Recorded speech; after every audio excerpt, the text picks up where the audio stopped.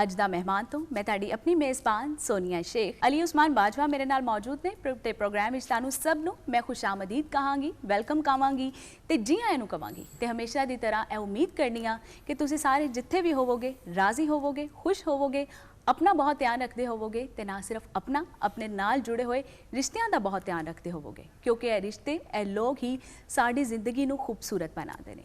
ते ना सिर्फ इन्हां दा ध्यान रखते होवोगे, अल्लाह ताला दियां दित्तियां होईयां नेमतां ते रहमतां दा भी शुक्र अदा करते होवोगे क्योंकि जिंदगी च जे खुश रहना चाहते हो तो अल्लाह दियां दित्तियां होईयां नेमतां ते रहमतां वधाना चाहते हो तो इक्को ही रस्ता है ते ओए शुक्र। तो हुण करने आ प्रोग्राम का बाकायदा आगाज़ विच मैं थोड़ी जी गल करांगी मौसम के हवाले नाल। मौसम के हवाले नाल गल है कि अल्लाह ताला ने सानू कई सोहने मौसम दिते हैं जिहदे विच गर्मी, सर्दी, बहार, खज़ां भी है। तो गल यह कहना चाह रही हाँ कि गर्मी आ गई है तो जिन्ना हो सके अपने आप नू गर्मी की लू तो बचा के रखो। खास करके मेरे वो वेखण वाले नाज़रीन जिहड़े आउटडोर काम करते हैं वो कोशिश करन कि एहतियात नाल बाहर निकलन। गर्मी जिहड़ी है वो नेमत भी है और गर्मी की वजह तो तुसीं वो सारे फल खा सकते हो जिहड़े कि रब सोहणे ने बनाए। मुल्तान के अंब जिहड़े तुहाडे टेबल के उत्ते इस वक्त मौजूद होणगे वो गर्मी के करके पकदे ने। खखड़ियां, दवाणे, फालसा और वो सारे फल जिहड़े गर्मियां दे हुंदे ने उन्हां नूं तुसीं इंजॉय कर रहे हो।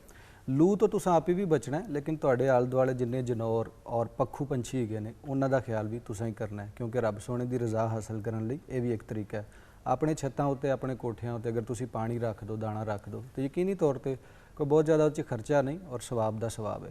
मैं बड़ी खुशी नाल तारुफ करवावांगी इस टाइम साडे प्रोग्राम विच जिस हस्ती ने सानू साडे प्रोग्राम विच आके साडा मान वधाया है। जनाब है पेशे दे लिहाज नाल ते एक सरकारी मुलाजिम ने लेकिन इहदे नाल नाल इन्हां दी वजह शोहरत जिहड़ी है वो इन्हां दी लेख है। ए मुसन्निफ भी ने इन्हां दी लिखारी है। साडे नाल प्रोग्राम विच तशरीफ रखते हैं डॉक्टर मोहम्मद कलीम साहब। प्रोग्राम विच तुहानू जी आयां नू कहांगी। शुक्रिया। की हाल है तुहाडा? अल्लाह दा शुक्र है। तुसीं सुनाओ ठीक हो? मैं ठीक ठाक, अल्लाह दा शुक्र। कैसा लग रहा है प्रोग्राम विच आके? बहुत बेहतरीन। तो इत्थे आके अंदाज़ा होया कि साढ़े पंजाबी सराइकी विच भी काम हो रहा।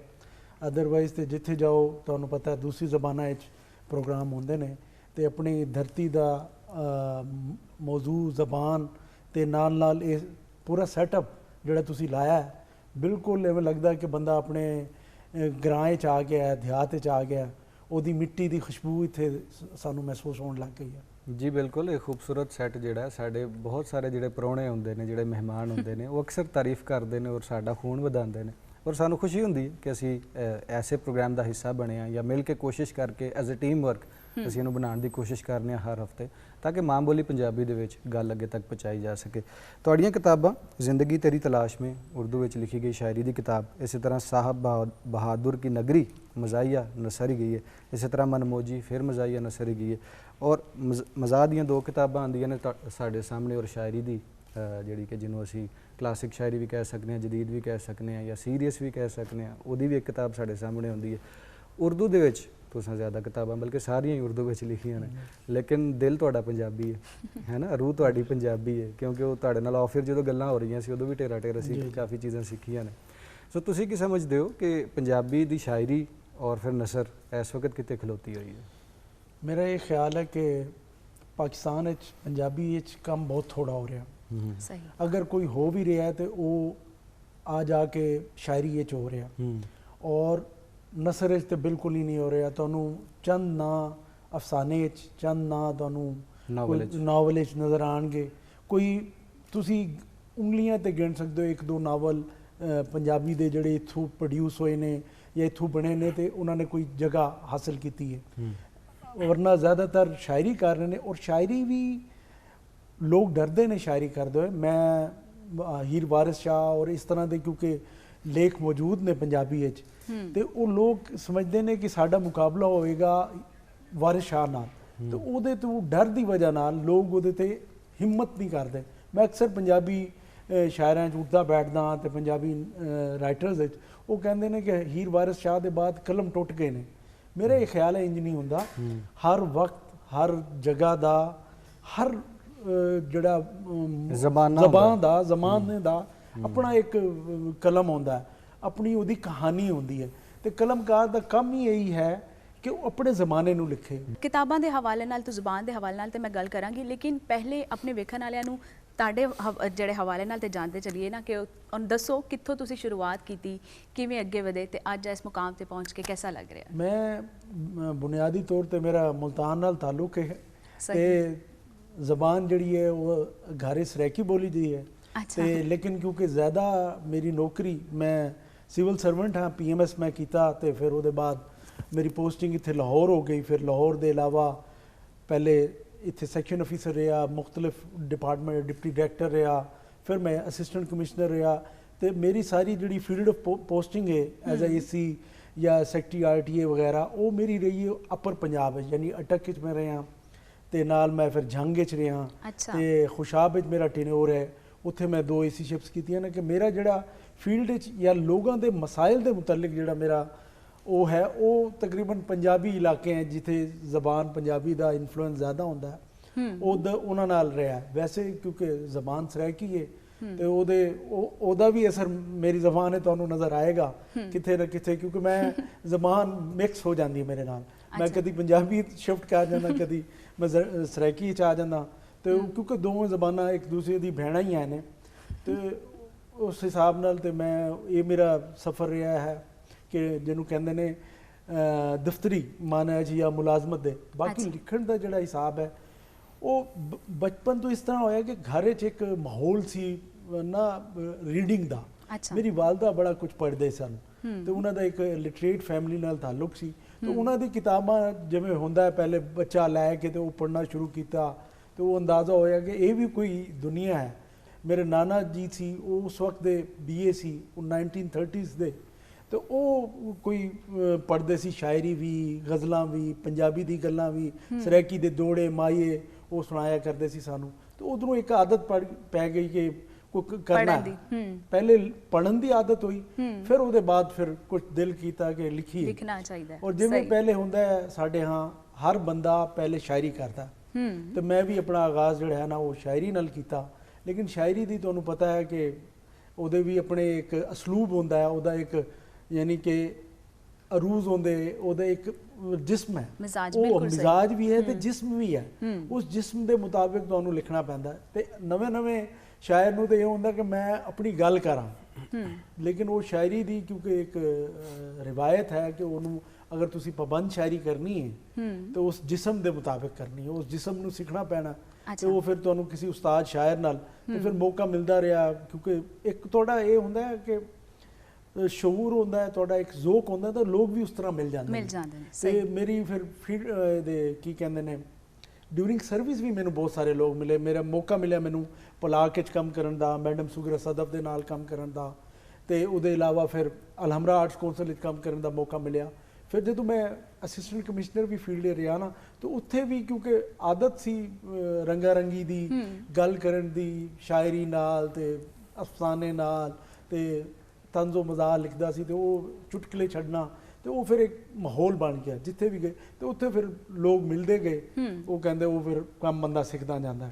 ਉਹਦੇ ਸਾਨੂੰ ਬੜੇ ਫਾਰੂਕ ਲੋਧੀ ਸਾਹਿਬ, ਉਹ ਪੰਜਾਬੀ ਦੇ ਉੱਥੇ ਬੜੇ ਅੱਛੇ ਖੁਸ਼ਾਬ ਸ਼ਾਇਰ ਸਨ, ਉਹਨਾਂ ਨਾਲ ਵੀ ਬੈਠਣ ਦਾ ਮੌਕਾ ਮਿਲਾ। ਉਹ ਤੇ ਇਤਨੇ ਯਾਨੀ ਕਿ ਚੀਜ਼ਾਂ ਨੂੰ ਰੰਗ ਦਿੰਦੇ ਸੀ ਕਿ ਅਸੀਂ ਹੈਰਾਨ ਹੁੰਦੇ ਸੀ ਉਹ ਕਿਵੇਂ ਇੱਕ ਪ੍ਰੋ ਲੈਂਦੇ ਨੇ, ਹਰ ਚੀਜ਼ ਦੇ ਇਤਨੀ ਚੀਜ਼ਾਂ ਲੈ ਆਉਂਦੇ ਸੀ ਸ਼ੇਡਸ। ਕਿਉਂਕਿ ਅਸੀਂ ਜ਼ਬਾਨ ਬੜੀ ਖੂਬਸੂਰਤ ਚੀਜ਼ ਹੈ, ਉਹਦੇ 'ਚ ਇਹ ਨਹੀਂ ਹੁੰਦਾ ਕਿ ਤੁਸੀਂ ਕਿ ਇੱਕ ਚੀਜ਼ ਦੇ ਇੱਕ ਲਫ਼ਜ਼ ਹੋਏਗਾ, ਉਹਦੇ ਵਾਸਤੇ ਕਈ ਅਲਫਾਜ਼ ਮੌਜੂਦ ਹੁੰਦੇ ਨੇ, ਉਹਦਾ ਇਸਤੇਮਾਲ ਉਹ ਫਿਰ ਕਰਦੇ ਸੀ ਤੇ ਬੜਾ ਮਜ਼ਾ ਆਉਂਦਾ ਸੀ। ਨੌਜਵਾਨ ਨਸਲ ਅੱਜ ਜਿਹੜੀ ਵੀ ਹੈ ਉਹ ਸੋਸ਼ਲ ਮੀਡੀਆ ਜ਼ਿਆਦਾ ਯੂਜ਼ ਕਰਦੀ ਹੈ ਬਨਿਸਬਤ ਕਿਤਾਬਾਂ ਦੇ, ਤੁਸੀਂ ਇਸ ਹਵਾਲੇ ਨਾਲ ਕੀ ਕਹੋਗੇ? ਬਿਲਕੁਲ, ਕਿਤਾਬ ਦੇਖੋ ਇੱਕ ਚੀਜ਼ ਮੈਂ ਵੀ ਸ਼ੁਰੂ ਵਿੱਚ ਨਾ ਮੈਨੂੰ ਇਸ ਚੀਜ਼ ਦਾ ਬੜਾ ਰੰਜ ਹੁੰਦਾ ਸੀ ਕਿ ਕਿਤਾਬਾਂ ਮਾਰਕੀਟ ਨਹੀਂ ਵਿਕਦੀ, ਉਹ ਠੀਕ ਹੈ, ਲੇਕਿਨ ਸਰ ਗੱਲ ਇਹ ਨਹੀਂ ਹੈ। ਗੱਲ ਇਹ ਹੈ ਕਿ ਕਿਆ ਉਹ ਅਲਫਾਜ਼ ਪੜ੍ਹ ਰਿਹਾ, ਕਿਆ ਉਹ ਨਵੇਂ ਖਿਆਲ ਲੈ ਕੇ ਜਾ ਰਿਹਾ ਆਪਣੇ ਕੋਲ? ਸਵਾਲ ਇਹ ਹੈ। ਉਹ ਥਰੂ ਮੇਰੀ ਵੀਡੀਓ ਲੌਗ ਨਾਲ ਸੁਣ ਕੇ ਜਾਵੇ, ਮੇਰੀ ਪੜ੍ਹੀ ਹੋਈ ਗਜ਼ਲ ਨਾਲ ਲੈ ਕੇ ਜਾਵੇ, ਜਾਂ ਮੇਰੀ ਕੋਈ ਪੜ੍ਹਤ ਅਫਸਾਨੇ ਦੇ ਨਾਲ ਲੈ ਕੇ ਜਾਵੇ, ਜਾਂ ਮੇਰੇ ਲਿਖੇ ਹੋਏ ਨਾਲ ਲੈ ਕੇ ਜਾਵੇ, ਕਿਆ ਉਹ ਕੋਈ ਲੈ ਰਿਹਾ? ਮੇਰਾ ਖਿਆਲ ਹੈ ਅੱਜ ਦਾ ਬੱਚਾ ਜ਼ਿਆਦਾ ਲੈ ਰਿਹਾ। ਅੱਛਾ, ਮੇਰਾ ਇਹ ਖਿਆਲ ਹੈ ਉਹਦੇ ਕੋਲ ਨਵੇਂ ਖਿਆਲ ਵੀ ਜ਼ਿਆਦਾ ਨੇ ਔਰ ਉਹਦੇ ਕੋਲ ਐਕਸੈਸ ਹੈ ਫॉर ਹੋਲ ਵਰਲਡ ਦੀ ਨਵੇਂ ਖਿਆਲ। ਪਹਿਲੇ ਜ਼ਮਾਨੇ ਤੇ ਤੁਸੀਂ ਨਵਾਂ ਖਿਆਲ ਤੁਹਾਡੇ ਕੋਲ ਆਉਂਦਾ ਨਹੀਂ ਸੀ ਕਿਉਂਕਿ ਇਰਦ-ਗਿਰਦ ਜਿਹੜਾ ਹੋ ਰਿਹਾ ਹੁੰਦਾ ਸੀ ਉਹੀ ਤੁਹਾਡੀ ਦੁਨੀਆ ਹੁੰਦੀ ਸੀ। ਸਹੀ। ਇਨਸਾਨ ਦੇ ਖਿਆਲ ਉਸੇ ਤਰ੍ਹਾਂ ਬਣਦੇ ਨਾ ਜਿਹੜਾ ਉਹ ਦੇਖਦਾ ਆ ਗਿਆ। ਕਿਉਂਕਿ ਇਹ ਵੀ ਤੁਹਾਡੀ ਇੱਕ ਰਿਕਾਰਡਿੰਗ ਹੋ ਰਹੀ, ਉਸ ਰਿਕਾਰਡਿੰਗ ਦੇ ਨਾਲ ਹੀ ਤੁਹਾਡਾ ਸਾਰਾ ਕੁਝ ਬਣਦਾ। ਅੱਜ ਐਕਸੈਸ ਹੈ ਨੌਜਵਾਨ ਨੂੰ, ਹਾਂ ਉਹਦੇ 'ਚ ਉਹਨੂੰ ਕਰਨਾ ਕੀ ਚਾਹੀਦਾ ਹੈ, ਜਾਂ ਤੇ ਉਹਨੂੰ ਜਿਹੜਾ ਉਹ ਸਮਝਦਾ ਹੈ ਉਹਨੂੰ ਉਹ ਰਿਫਲੈਕਟ ਕਰੇ। ਜਿਹੜਾ ਮਸਲਾ ਆ ਰਿਹਾ ਨਾ ਉਹ ਰਿਫਲੈਕਸ਼ਨ ਦਾ ਆ ਰਿਹਾ ਕਿ ਕੋਈ ਵੀ ਚੀਜ਼ ਜਿਹੜੀ ਹੈ ਨਾ 100% ਤੁਹਾਨੂੰ ਨਹੀਂ ਆਉਂਦੀ ਜਦੋਂ ਤੱਕ ਤੁਸੀਂ ਉਹਨੂੰ ਰਿਫਲੈਕਟ ਨਹੀਂ ਕਰਦੇ। ਰਿਫਲੈਕਸ਼ਨ ਦਾ ਮਤਲਬ ਇਹ ਹੈ ਤੁਸੀਂ ਉਹਨੂੰ ਪੜ੍ਹੋ, ਸਮਝੋ ਜਾਂ ਦੇਖੋ, ਸਮਝੋ, ਉਹਦੇ ਬਾਅਦ ਉਹਦੇ ਬਾਰੇ ਜਿਹੜਾ ਤੁਹਾਡਾ ਵਿਊ ਪੁਆਇੰਟ ਬਣਿਆ, ਮੁੱਦਾ ਬਣਿਆ, ਉਹ ਬਿਆਨ ਕਰੋ ਲੋਕਾਂ ਨਾਲ। ਉਹ ਰਿਫਲੈਕਸ਼ਨ ਹੁੰਦਾ, ਉਹਦੇ ਨਾਲ ਫਿਰ ਮਜ਼ਬੂਤ ਹੋ ਜਾਂਦੀ ਜ਼ਬਾਨ। ਜੀ ਬਿਲਕੁਲ ਸਹੀ, ਬਹੁਤ ਸ਼ੁਕਰੀਆ ਡਾਕਟਰ ਸਾਹਿਬ, ਤੁਸੀਂ ਬੜੀ ਖੂਬਸੂਰਤ ਗੱਲਾਂ ਤੇ ਬਹੁਤ ਸੋਹਣੀ ਇਨਫੋਰਮੇਸ਼ਨ ਸਾਡੇ ਵੇਖਣ ਵਾਲਿਆਂ ਨਾਲ ਤੇ ਸਾਡੇ ਨਾਲ ਸ਼ੇਅਰ ਕੀਤੀ। ਇਨਸ਼ਾਅੱਲਾ ਅਗਲੇ ਪ੍ਰੋਗਰਾਮ ਵਿੱਚ ਫਿਰ ਤੁਹਾਨੂੰ ਕਿਸੇ ਦਿਨ ਤੁਹਾਨੂੰ ਜ਼ਹਿਮਤ ਦੇਵਾਂਗੇ ਤੇ ਤੁਸੀਂ ਜ਼ਰੂਰ ਆਣਾ। ਉਦੋਂ ਤੱਕ ਤੁਸੀਂ ਸਾਡੇ ਨਾਲ ਰਹਿਣਾ। ਇੱਥੇ ਵੇਲਾ ਹੋਇਆ ਇੱਕ ਨਿੱਕੀ ਜਿਹੀ ਬ੍ਰੇਕ ਦਾ, ਅਸੀਂ ਹੁਣੇ ਗਏ ਤੇ ਹੁਣੇ ਆਏ ਤੇ ਤੁਹਾਨੂੰ ਮਿਲਵਾਵਾਂਗੇ ਨਵੇਂ ਪਰੋਣੇ ਦੇ ਨਾਲ। ਸਾਡੇ ਨਾਲ ਰਹਿਣਾ।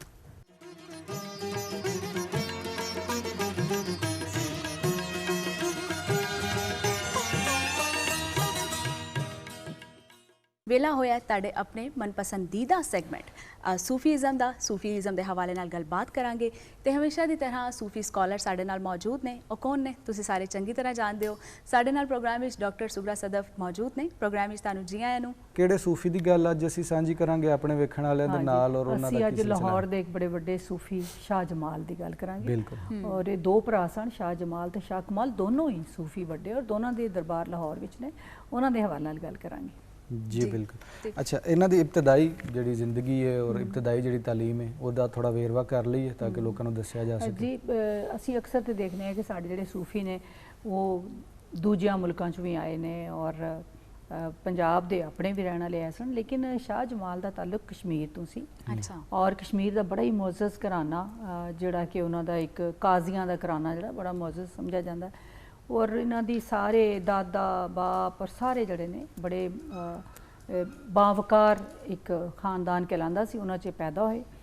ਔਰ ਫਿਰ ਇਹਨਾਂ ਦੀ ਕਿਉਂਕਿ ਇੱਕ ਮੰਨਿਆ ਹੋਇਆ ਘਰਾਨਾ ਸੀ ਔਰ ਹੁਕੂਮਤ 'ਚ ਇਹਨਾਂ ਦਾ ਖਾਸ ਅਸਰ ਰਸੂਖ ਸੀ, ਤੇ ਉਸ ਦੌਰ ਦੇ ਜਿਹੜੇ ਉੱਥੇ ਹੁਕਮਰਾਨ ਸੀ ਉਹਨਾਂ ਦੇ ਨਾਲ ਇੱਕ ਮੁਖਾਲਫਤ ਹੋ ਗਈ ਇਹਨਾਂ ਦੇ ਖਾਨਦਾਨ ਦੀ, ਔਰ ਇਸ ਲਈ ਇਹਨਾਂ ਨੇ ਕਸ਼ਮੀਰ 'ਚੋਂ ਸਿਆਲਕੋਟ ਆ ਗਏ। ਤੁਹਾਨੂੰ ਪਤਾ ਹੈ ਸਿਆਲਕੋਟ ਦੇ ਨਾਲ ਕਸ਼ਮੀਰ ਦੀ ਬਾਉਂਡਰੀਜ਼ ਮਿਲਦੀਆਂ ਨੇ, ਟਵਿਨ ਸਿਟੀਜ਼ ਵੀ ਕਹਿੰਦੇ। ਹਾਂ, ਤੇ ਉੱਥੇ ਉਹ ਆ ਗਏ, ਫਿਰ ਸਿਆਲਕੋਟ ਆਣ ਕੇ ਰਹੇ ਨੇ। ਸਿਆਲਕੋਟ ਇਹਨਾਂ ਦੀ ਤਾਲੀਮ ਤਰਬੀਅਤ ਹੋਈ ਹੈ ਸ਼ਾਹ ਜਮਾਲ ਦੀ, ਔਰ ਇੱਕ ਤਕਰੀਬਨ 1599 'ਚ ਪੈਦਾ ਹੋਏ ਨੇ। ਯਾਨੀ ਸ਼ਾਹ ਜਮਾਲ ਉਹ ਸੂਫੀ ਨੇ ਕਿ ਜਿਨ੍ਹਾਂ ਦੇ ਬਾਰੇ ਸਾਨੂੰ ਬੜਾ ਘੱਟ ਮਵਾਦ ਮਿਲਦਾ ਹੈ। ਮੈਂ ਕਈ ਇਹਨਾਂ ਦੀਆਂ ਕਿਤਾਬਾਂ ਪੜ੍ਹੀਆਂ ਨੇ, ਲੇਕਿਨ ਅਕਸਰ ਜਿਹੜੇ ਨੇ ਮਾਲੂਮਾਤ ਬੜੀਆਂ ਹੀ ਘੱਟ ਨੇ। ਔਰ ਉਹ ਫਿਰ ਉਹ ਵੀ ਸੀਨਾ ਬਸੀਨਾ ਆਉਂਦੀਆਂ ਰਹੀਆਂ। ਔਰ ਮੈਂ ਇੱਕ ਬੜੀ ਪੁਰਾਣੀ ਕਿਤਾਬ ਪੜ੍ਹ ਰਹੀ ਸੀ ਜਿਹਦੀ ਕੀਮਤ ਹੋਰੇ 8 ਰੁਪਏ ਜਦੋਂ ਕਿਤੇ ਛਪੀ ਹੈ ਲਾਹੌਰ 'ਚ, ਉਹ ਦੁਬਾਰਾ ਕਿਤਾਬ ਛਪੀ ਨਹੀਂ, ਅਸੀਂ ਉਹਦੀ ਫੋਟੋਕਾਪੀ ਕਰਾ ਕੇ ਤੇ ਆਪਣੀ ਲਾਇਬ੍ਰੇਰੀ 'ਚ ਰੱਖੀ ਹੋਈ ਹੈ। ਤੇ ਸ਼ਾਹ ਜਮਾਲ 1599 'ਚ ਪੈਦਾ ਹੋਏ। ਫਿਰ ਇਹਨਾਂ ਦੀ ਜਿਹੜਾ ਅਗਰ ਇਬਤਦਾਈ ਵੱਲ ਨਾਲ ਗੱਲ ਕਰੀਏ ਤੇ ਇਹਨਾਂ ਨੂੰ ਇਹ ਸਕੂਲੇ ਜਾਂ ਉਸ ਦੌਰ ਦਾ ਜਿਹੜਾ ਮਦਰਸੇ ਵਗੈਰਾ 'ਚ ਨਹੀਂ ਗਏ ਨਾ, ਤੇ ਆਮ ਬੱਚਿਆਂ ਦੀ ਤਰ੍ਹਾਂ ਬਸ ਪੜ੍ਹਾਈ ਸ਼ੜਾਈ ਤੋਂ ਦੂਰ ਖੇਡ ਕੂਦ ਵਿੱਚ ਮਸਰੂਫ ਰਹਿੰਦੇ ਸਨ। ਇੱਕ ਦਿਨ ਇਹ ਖੇਡ ਰਹੇ ਸਨ ਗਲੀ 'ਚ ਤੇ ਇੱਕ ਦਰਵੇਸ਼ ਜਿਹੜੇ ਨੇ ਉੱਥੋਂ ਲੰਘੇ। ਬਾਜ਼ ਔਕਾਤ ਇਹ ਹੁੰਦਾ ਹੈ ਕਿ ਦਰਵੇਸ਼ ਵਾਕਿਆਤਨ ਜ਼ਹੂਰ ਕਰਦੇ ਨੇ, ਔਰ ਬਾਜ਼ ਔਕਾਤ ਰੱਬ ਕਿਸੇ ਦੀ ਰਹਿਨਮਾਈ ਕਰਨ ਲਈ ਕਿਸੇ ਸ਼ਕਲ ਵਿੱਚ ਕੋਈ ਬੰਦੇ ਨੂੰ ਭੇਜਦਾ ਹੈ ਤਾਂ ਜੋ ਉਸ ਬੰਦੇ ਨੂੰ ਇੱਕ ਰਾਹ ਦੱਸ ਕੇ ਆਵੇ। ਤੇ ਉਹ ਦਰਵੇਸ਼ ਜਦੋਂ ਲੰਘੇ ਤੇ ਬਹੁਤ ਸਾਰੇ ਬੱਚੇ ਸਨ, ਉਹਨਾਂ ਨੇ ਸ਼ਾਹ ਜਮਾਲ ਨੂੰ ਵਿੱਚੋਂ ਬੁਲਾਇਆ ਔਰ ਉਹਨਾਂ ਨੂੰ ਕਿਹਾ ਕਿ ਤੇਰੇ ਕੋਲੋਂ ਤੇ ਰੱਬ ਨੇ ਬੜੇ ਕੰਮ ਲੈਣੇ ਨੇ, ਔਰ ਇਸਲਾਮ ਦੇ ਹਵਾਲੇ ਨਾਲ, ਲੁਕਾਈ ਦੇ ਹਵਾਲੇ ਨਾਲ, ਤੇ ਤੂੰ ਆਪਣਾ ਵਕਤ ਕਿਉਂ ਜ਼ਾਇਆ ਕਰ ਰਹੇ ਹੈ, ਜਾ ਕੇ ਪੜ੍ਹ। ਅੱਛਾ, ਉੱਥੋਂ ਉਹਨਾਂ ਨੇ ਛੱਡਿਆ ਖੇਡਣਾ, ਟੁਰ ਗਏ ਔਰ ਫਿਰ ਜਾ ਕੇ ਬਕਾਇਦਾ ਜਿਹੜੇ ਉਸ ਦੌਰ ਦੇ ਅਹਿਮ ਮਦਰਸੇ ਸੀ ਉੱਥੇ ਦਾਖਲਾ ਲਿਆ, ਪੜ੍ਹੇ। ਔਰ ਫਿਰ ਐਸੀ ਪੜ੍ਹਾਈ 'ਚ ਉਹਨਾਂ ਨੇ ਰਗਬਤ ਜ਼ਾਹਿਰ ਕੀਤੀ ਕਿ ਲੋਕ ਉਹਨਾਂ ਕੋਲ ਆਉਣ ਲੱਗ ਪਏ। ਜਦੋਂ ਵੀ ਕੋਈ ਅਹਿਮ ਮਸਲਾ ਹੁੰਦਾ ਸੀ ਜਿੱਥੇ ਕਿ ਵੱਡੇ ਵੱਡੇ ਆਲਮ ਜਿਹੜੇ ਨੇ ਉਹ ਫਸ ਜਾਂਦੇ ਸਨ, ਤੇ ਫਿਰ ਸ਼ਾਹ ਜਮਾਲ ਕੋਲ ਆਉਂਦੇ ਸਨ ਕਿ ਸ਼ਾਹ ਜਮਾਲ ਨੂੰ ਇਸ ਗੱਲ ਦਾ ਪਤਾ ਹੋਵੇਗਾ। ਯਾਨੀ ਇਤਨੀ ਉਹਨਾਂ ਨੇ ਇੱਕ ਇਹਦੇ 'ਚ ਆਪਣੀ ਰਗਬਤ ਜ਼ਾਹਿਰ ਕੀਤੀ। ਤੇ ਫਿਰ ਇਸੇ ਤਰ੍ਹਾਂ ਹੀ ਰੱਬ ਨੇ ਉਹਨਾਂ 'ਤੇ ਕਰਮ ਕੀਤਾ ਔਰ ਉਹਨਾਂ ਨੂੰ ਜਿਹੜੀ ਇੱਕ ਆਪਣੀ ਵਲਾਇਤ ਅਤਾ ਕੀਤੀ, ਤੇ ਉਹ ਤਕਰੀਬਨ 29-30 ਸਾਲ ਦੀ ਉਮਰ 'ਚ ਲਾਹੌਰ ਆ ਗਏ। ਸਹੀ। ਔਰ ਫਿਰ ਲਾਹੌਰ ਦਾ ਅੱਗੋਂ ਸਫ਼ਰ ਜਾਰੀ। ਅੱਛਾ, ਤੁਸੀਂ ਇਹਨਾਂ ਦੀ ਸ਼ੁਰੂ ਦਾ ਤਾਰਫ ਵੀ ਦਿੱਤਾ ਤੇ ਤਾਲੀਮ ਤਰਬੀਅਤ ਵੀ ਦੇ ਬਾਰੇ ਵਿੱਚ ਵੀ ਦੱਸ ਦਿੱਤਾ, ਇਹਨਾਂ ਦੀ ਵਲਾਇਤ ਦੇ ਹਵਾਲੇ ਨਾਲ ਵੀ ਦੱਸਦੇ ਚਲੋ। ਅੱਛਾ, ਲਾਹੌਰ ਜਦੋਂ ਆਏ ਨੇ ਨਾ ਤੇ ਇਹਨਾਂ ਦੀ ਜ਼ਿੰਦਗੀ ਦੇ ਨਾਲ ਬੜੀਆਂ ਕਰਾਮਤਾਂ ਤੇ ਵਲਾਇਤਾਂ ਜੁੜੀਆਂ ਹੋਈਆਂ ਨੇ, ਕਿਉਂਕਿ ਇੱਕ ਤੇ ਸ਼ੁਰੂ 'ਚ ਮੈਂ ਕਿਹਾ ਕਿ ਜਿਸ ਤਰ੍ਹਾਂ ਇਹਨਾਂ ਦੀ ਪਹਿਚਾਣ ਹੋਈ ਔਰ ਸਾਰਾ, ਤੇ ਲਾਹੌਰ 'ਚ ਆ ਕੇ ਤੇ ਉਹ ਜਿਹੜੀ ਮੈਂ ਕਿਤਾਬ ਪੜ੍ਹੀ ਸੀ ਤੁਹਾਨੂੰ ਦੱਸਿਆ ਬੜੀ ਪੁਰਾਣੀ, ਉਹਦੇ 'ਚ ਲਿਖਿਆ ਕਿ ਲਾਹੌਰ ਤੋਂ 2 ਕੋਹ, ਪੁਰਾਣੇ ਜਿਹੜੇ ਅਸੀਂ ਹੁਣ ਮੀਲ ਕਹਿੰਦੇ ਆ, ਕੋਹ ਕਹਿੰਦੇ ਸੀ ਪਿੰਡਾਂ 'ਚ, ਹੁਣ ਵੀ ਕੋਹ ਹੀ ਕਹਿੰਦੇ ਆ, 2 ਕੋਹ ਦੇ ਫਾਸਲੇ ਤੇ ਇੱਕ ਪਿੰਡ ਸੀ ਔਰ ਉੱਥੇ ਇਹਨਾਂ ਨੇ ਆਣ ਕੇ ਡੇਰਾ ਲਾਇਆ। ਉਹ ਪਿੰਡ ਕਿਹੜਾ, ਜਿਹੜਾ ਜਿੱਥੇ ਸ਼ਾਹ ਜਮਾਲ ਦਾ ਹੁਣ ਦਰਬਾਰ ਹੈ, ਤੇ ਇੱਥੇ ਇਹਨਾਂ ਨੇ ਡੇਰਾ ਲਾਇਆ। ਇਹ ਟੀਲਾ ਸੀ ਇੱਕ ਬਹੁਤ ਉੱਚਾ, ਤੇ ਇੱਥੇ ਇਹਨਾਂ ਨੇ ਆ ਗਏ ਔਰ ਫਿਰ ਆਣ ਕੇ ਹਰ ਵੇਲੇ ਇੱਕ ਰਿਆਜ਼ਤ ਔਰ ਮੁਜਾਹਿਦੇ 'ਚ ਮਸਰੂਫ ਰਹਿੰਦੇ ਸਨ। ਉਸ ਵੇਲੇ ਦਾ ਲਾਹੌਰ ਇਲਮੋ ਫਜ਼ਲ ਦੇ ਹਵਾਲੇ ਨਾਲ ਇੱਕ ਮਰਕਜ਼ ਸੀ, ਯਾਨੀ ਵੱਡੇ ਵੱਡੇ ਸੂਫੀ ਵਲੀ ਦਰਵੇਸ਼ ਇੱਥੇ ਰਹਿੰਦੇ ਸਨ ਇਸ ਸ਼ਹਿਰ 'ਚ, ਔਰ ਆਉਂਦੇ ਜਾਂਦੇ ਇੱਥੋਂ ਲੰਘਦੇ ਵੀ ਸਨ। ਇਸ ਲਈ ਇਹਨੂੰ ਇੱਕ ਮਰਕਜ਼ ਸਮਝਿਆ ਜਾਂਦਾ ਸੀ। ਔਰ ਇਹ ਫਿਰ ਲਾਹੌਰ ਆਏ ਔਰ ਲਾਹੌਰ ਆ ਕੇ ਇਹਨਾਂ ਲੋਕਾਂ ਨੂੰ ਮਿਲੇ ਜਿਹੜੇ ਉਸ ਦੌਰ ਦੇ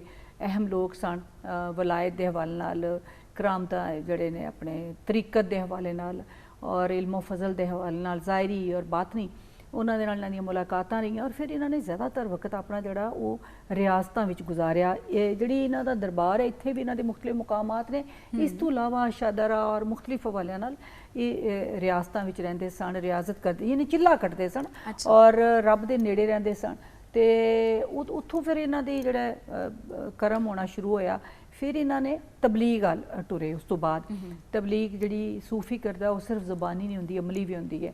ਔਰ ਇਹਨਾਂ ਨੇ ਇੱਕ ਐਸਾ ਸੁਨਹਿਰੀ ਦੌਰ ਉਸ ਦੌਰ 'ਚ ਗੁਜ਼ਾਰਿਆ ਕਿ ਬਹੁਤ ਸਾਰੇ ਲੋਕ ਇਹਨਾਂ ਦੇ ਵਿੱਚ ਜਦੋਂ ਮੁਸਲਮਾਨ ਹੋਏ, ਇਸਲਾਮ ਦੇ ਦਾਇਰੇ ਵਿੱਚ ਸ਼ਾਮਲ ਹੋਏ ਔਰ ਨੇਕੀ ਵੱਲ ਉਹਨਾਂ ਨੇ, ਇਸਲਾਮ ਦੇ ਦਾਇਰੇ ਸ਼ਾਮਲ ਹੋਣਾ ਮਤਲਬ ਇਹ ਕਿ ਖੈਰ ਵੱਲ ਆਉਣਾ।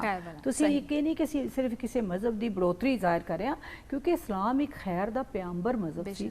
ਔਰ ਉਸ ਵੇਲੇ ਜਿਹੜਾ ਉਸ ਵੇਲੇ ਦਾ ਹਿੰਦੁਸਤਾਨ ਹੈ 1599 ਦੀ ਅਸੀਂ ਗੱਲ ਕਰਿਆ, ਤੇ ਜ਼ਾਤ ਪਾਤ ਵਿੱਚ ਵੱਟਿਆ ਹੋਇਆ ਹਿੰਦੁਸਤਾਨ ਸੀ। ਔਰ ਲਾਹੌਰ ਵੀ ਤੁਸੀਂ ਦੇਖੋਗੇ ਹਿੰਦੂ ਬਹੁਤ ਸਨ ਇਸ ਸ਼ਹਿਰ 'ਚ, ਔਰ ਜਿਹੜੇ ਨੇ ਉਹ ਫਿਰ ਉਹ ਜ਼ਾਤਾਂ ਦੇ ਵੱਲ ਨਾਲ ਤੁਹਾਡਾ ਰੁਤਬਾ ਤੈਅ ਕਰਦੇ ਸਨ ਕਿ ਇਹ ਹੁਣ ਖੱਤਰੀ ਹੈ, ਤੇ ਇਹ ਬ੍ਰਾਹਮਣ ਹੈ, ਤੇ ਇਹ ਸ਼ੂਦਰ ਹੈ, ਤੇ ਫਲਾਣਾ ਹੈ। ਉਸ ਹਵਾਲੇ ਨਾਲ ਗੱਲਬਾਤ ਕਰਨਾ, ਲੋਕਾਂ ਨਾਲ ਰਵੱਈਆ ਰੱਖਣਾ। ਤੇ ਮੁਸਲਮਾਨ ਸੂਫੀਆਂ ਨੇ ਜਦੋਂ ਲੋਕਾਂ ਨੂੰ ਆਣ ਕੇ ਬਰਾਬਰੀ, ਅਖੂਵਤ, ਮੁਸਾਬਾਤ, ਮੁਹੱਬਤ, ਪਿਆਰ, ਇੱਕੋ ਥਾਂ ਤੇ ਬਹਿ ਕੇ ਖਾਣਾ ਪੀਣਾ ਦੱਸਿਆ, ਤੇ ਲੋਕ ਮੁਤਾਸਰ ਹੋਏ, ਉਹਨਾਂ ਦੇ ਨੇੜੇ ਆਏ। ਇਹ ਵੀ ਖੈਰ ਦਾ ਰਸਤਾ ਸੀ ਕਿ ਸਾਰੀ ਲੋਕਾਂ ਨੂੰ ਇਤਰਾਮ ਆਦਰ ਕਰਨਾ, ਉਹਨਾਂ ਨੂੰ ਇੱਜ਼ਤ ਕਰਨਾ। ਤੇ ਇਹ ਉਹਨਾਂ ਨੇ ਇੱਕ ਸਿਲਸਿਲਾ ਸ਼ੁਰੂ ਕੀਤਾ ਲਾਹੌਰ ਵਿੱਚ। ਪੰਜਾਬ ਵਿੱਚ ਵੀ, ਲਾਹੌਰ ਵਿੱਚ ਵੀ ਕਈ ਬਾਬੇ ਆਏ, ਕਈ ਸੂਫੀਆ ਕਰਾਮ ਆਏ ਜਿਨ੍ਹਾਂ ਨੇ ਬਹੁਤ ਸਾਰੀਆਂ ਖਿਦਮਾਤ ਸਰ ਅੰਜਾਮ ਦਿੱਤੀਆਂ। ਸ਼ਾਹ ਜਮਾਲ ਉਹਨਾਂ ਬਾਬਿਆਂ ਤੋਂ ਜਾਂ ਉਹਨਾਂ ਸੂਫੀਆ ਕਰਾਮ ਤੋਂ ਵੱਖ ਕਿਵੇਂ ਨੇ? ਹਾਂ, ਮੇਰੇ ਖਿਆਲ ਹੈ ਕਿ ਸੂਫੀਆਂ ਦੇ ਵੱਲ ਨਾਲ ਤੁਸੀਂ ਇਹ ਗੱਲ ਤੇ ਕਦੀ ਵੀ ਨਹੀਂ ਕਰ ਸਕਦੇ ਕਿ ਕੋਈ ਵੀ ਸੂਫੀ ਵੱਖ ਹੈ। ਇਹ ਤੇ ਇਨਸਾਨ ਦੇ ਵੱਲ ਨਾਲ ਸਾਡਾ ਤੇ ਕਹਿਣਾ ਉਹਨਾਂ ਦੀ ਖਿਦਮਾਤ ਕਿਸ ਤਰ੍ਹਾਂ, ਨਹੀਂ ਉਹ ਤੁਹਾਡੀ ਮੈਂ ਗੱਲ ਕਰਨ ਲਈ ਆ, ਤੁਹਾਡਾ ਸਵਾਲ ਬਿਲਕੁਲ ਸਹੀ ਹੈ। ਮੈਂ ਇਹ ਕਹਿੰਦੀ ਹਾਂ ਕਿ ਜਿਹੜੇ ਅਸੀਂ ਜਦੋਂ ਗੱਲ ਕਰਨੇ ਨਾ ਸੂਫੀਆਂ ਦੇ ਵੱਲ ਨਾਲ, ਤੇ ਸਾਰੇ ਸੂਫੀ ਜਿਹੜੇ ਨੇ ਕਿਸੇ ਵੀ ਜ਼ਬਾਨ ਦੇ ਹੋਣ, ਤੁਸੀਂ ਪਸ਼ਤੋ, ਪੰਜਾਬੀ, ਸਿੰਧੀ, ਬਲੋਚੀ, ਕੋਈ ਵੀ ਸੂਫੀ ਪੜ੍ਹ ਕੇ ਦੇਖੋਗੇ ਨਾ, ਤੇ ਤੁਹਾਨੂੰ ਉਹਦੀ ਇੱਕੋ ਜਿਹਾ ਪੈਗਾਮ ਮਿਲੇਗਾ। ਇੱਕ ਹੀ ਲੜੀ 'ਚ ਪਰੋਏ ਹੋਏ ਲੜੀ 'ਚ। ਜਦੋਂ ਮੈਂ ਮਸਤ ਤਵੱਕਲੀ ਨੂੰ ਪੜ੍ਹਿਆ, ਰਹਿਮਾਨ ਬਾਬਾ ਨੂੰ ਪੜ੍ਹਿਆ, ਤੇ ਮੈਂ ਇਤਨੀ ਹੈਰਾਨ ਹੋਈ ਕਿ ਮੈਨੂੰ ਲੱਗਾ ਜਿਵੇਂ ਬਾਬਾ ਬੁੱਲੇ ਸ਼ਾਹ ਨੂੰ ਪੜ੍ਹ ਰਹੀ ਹਾਂ।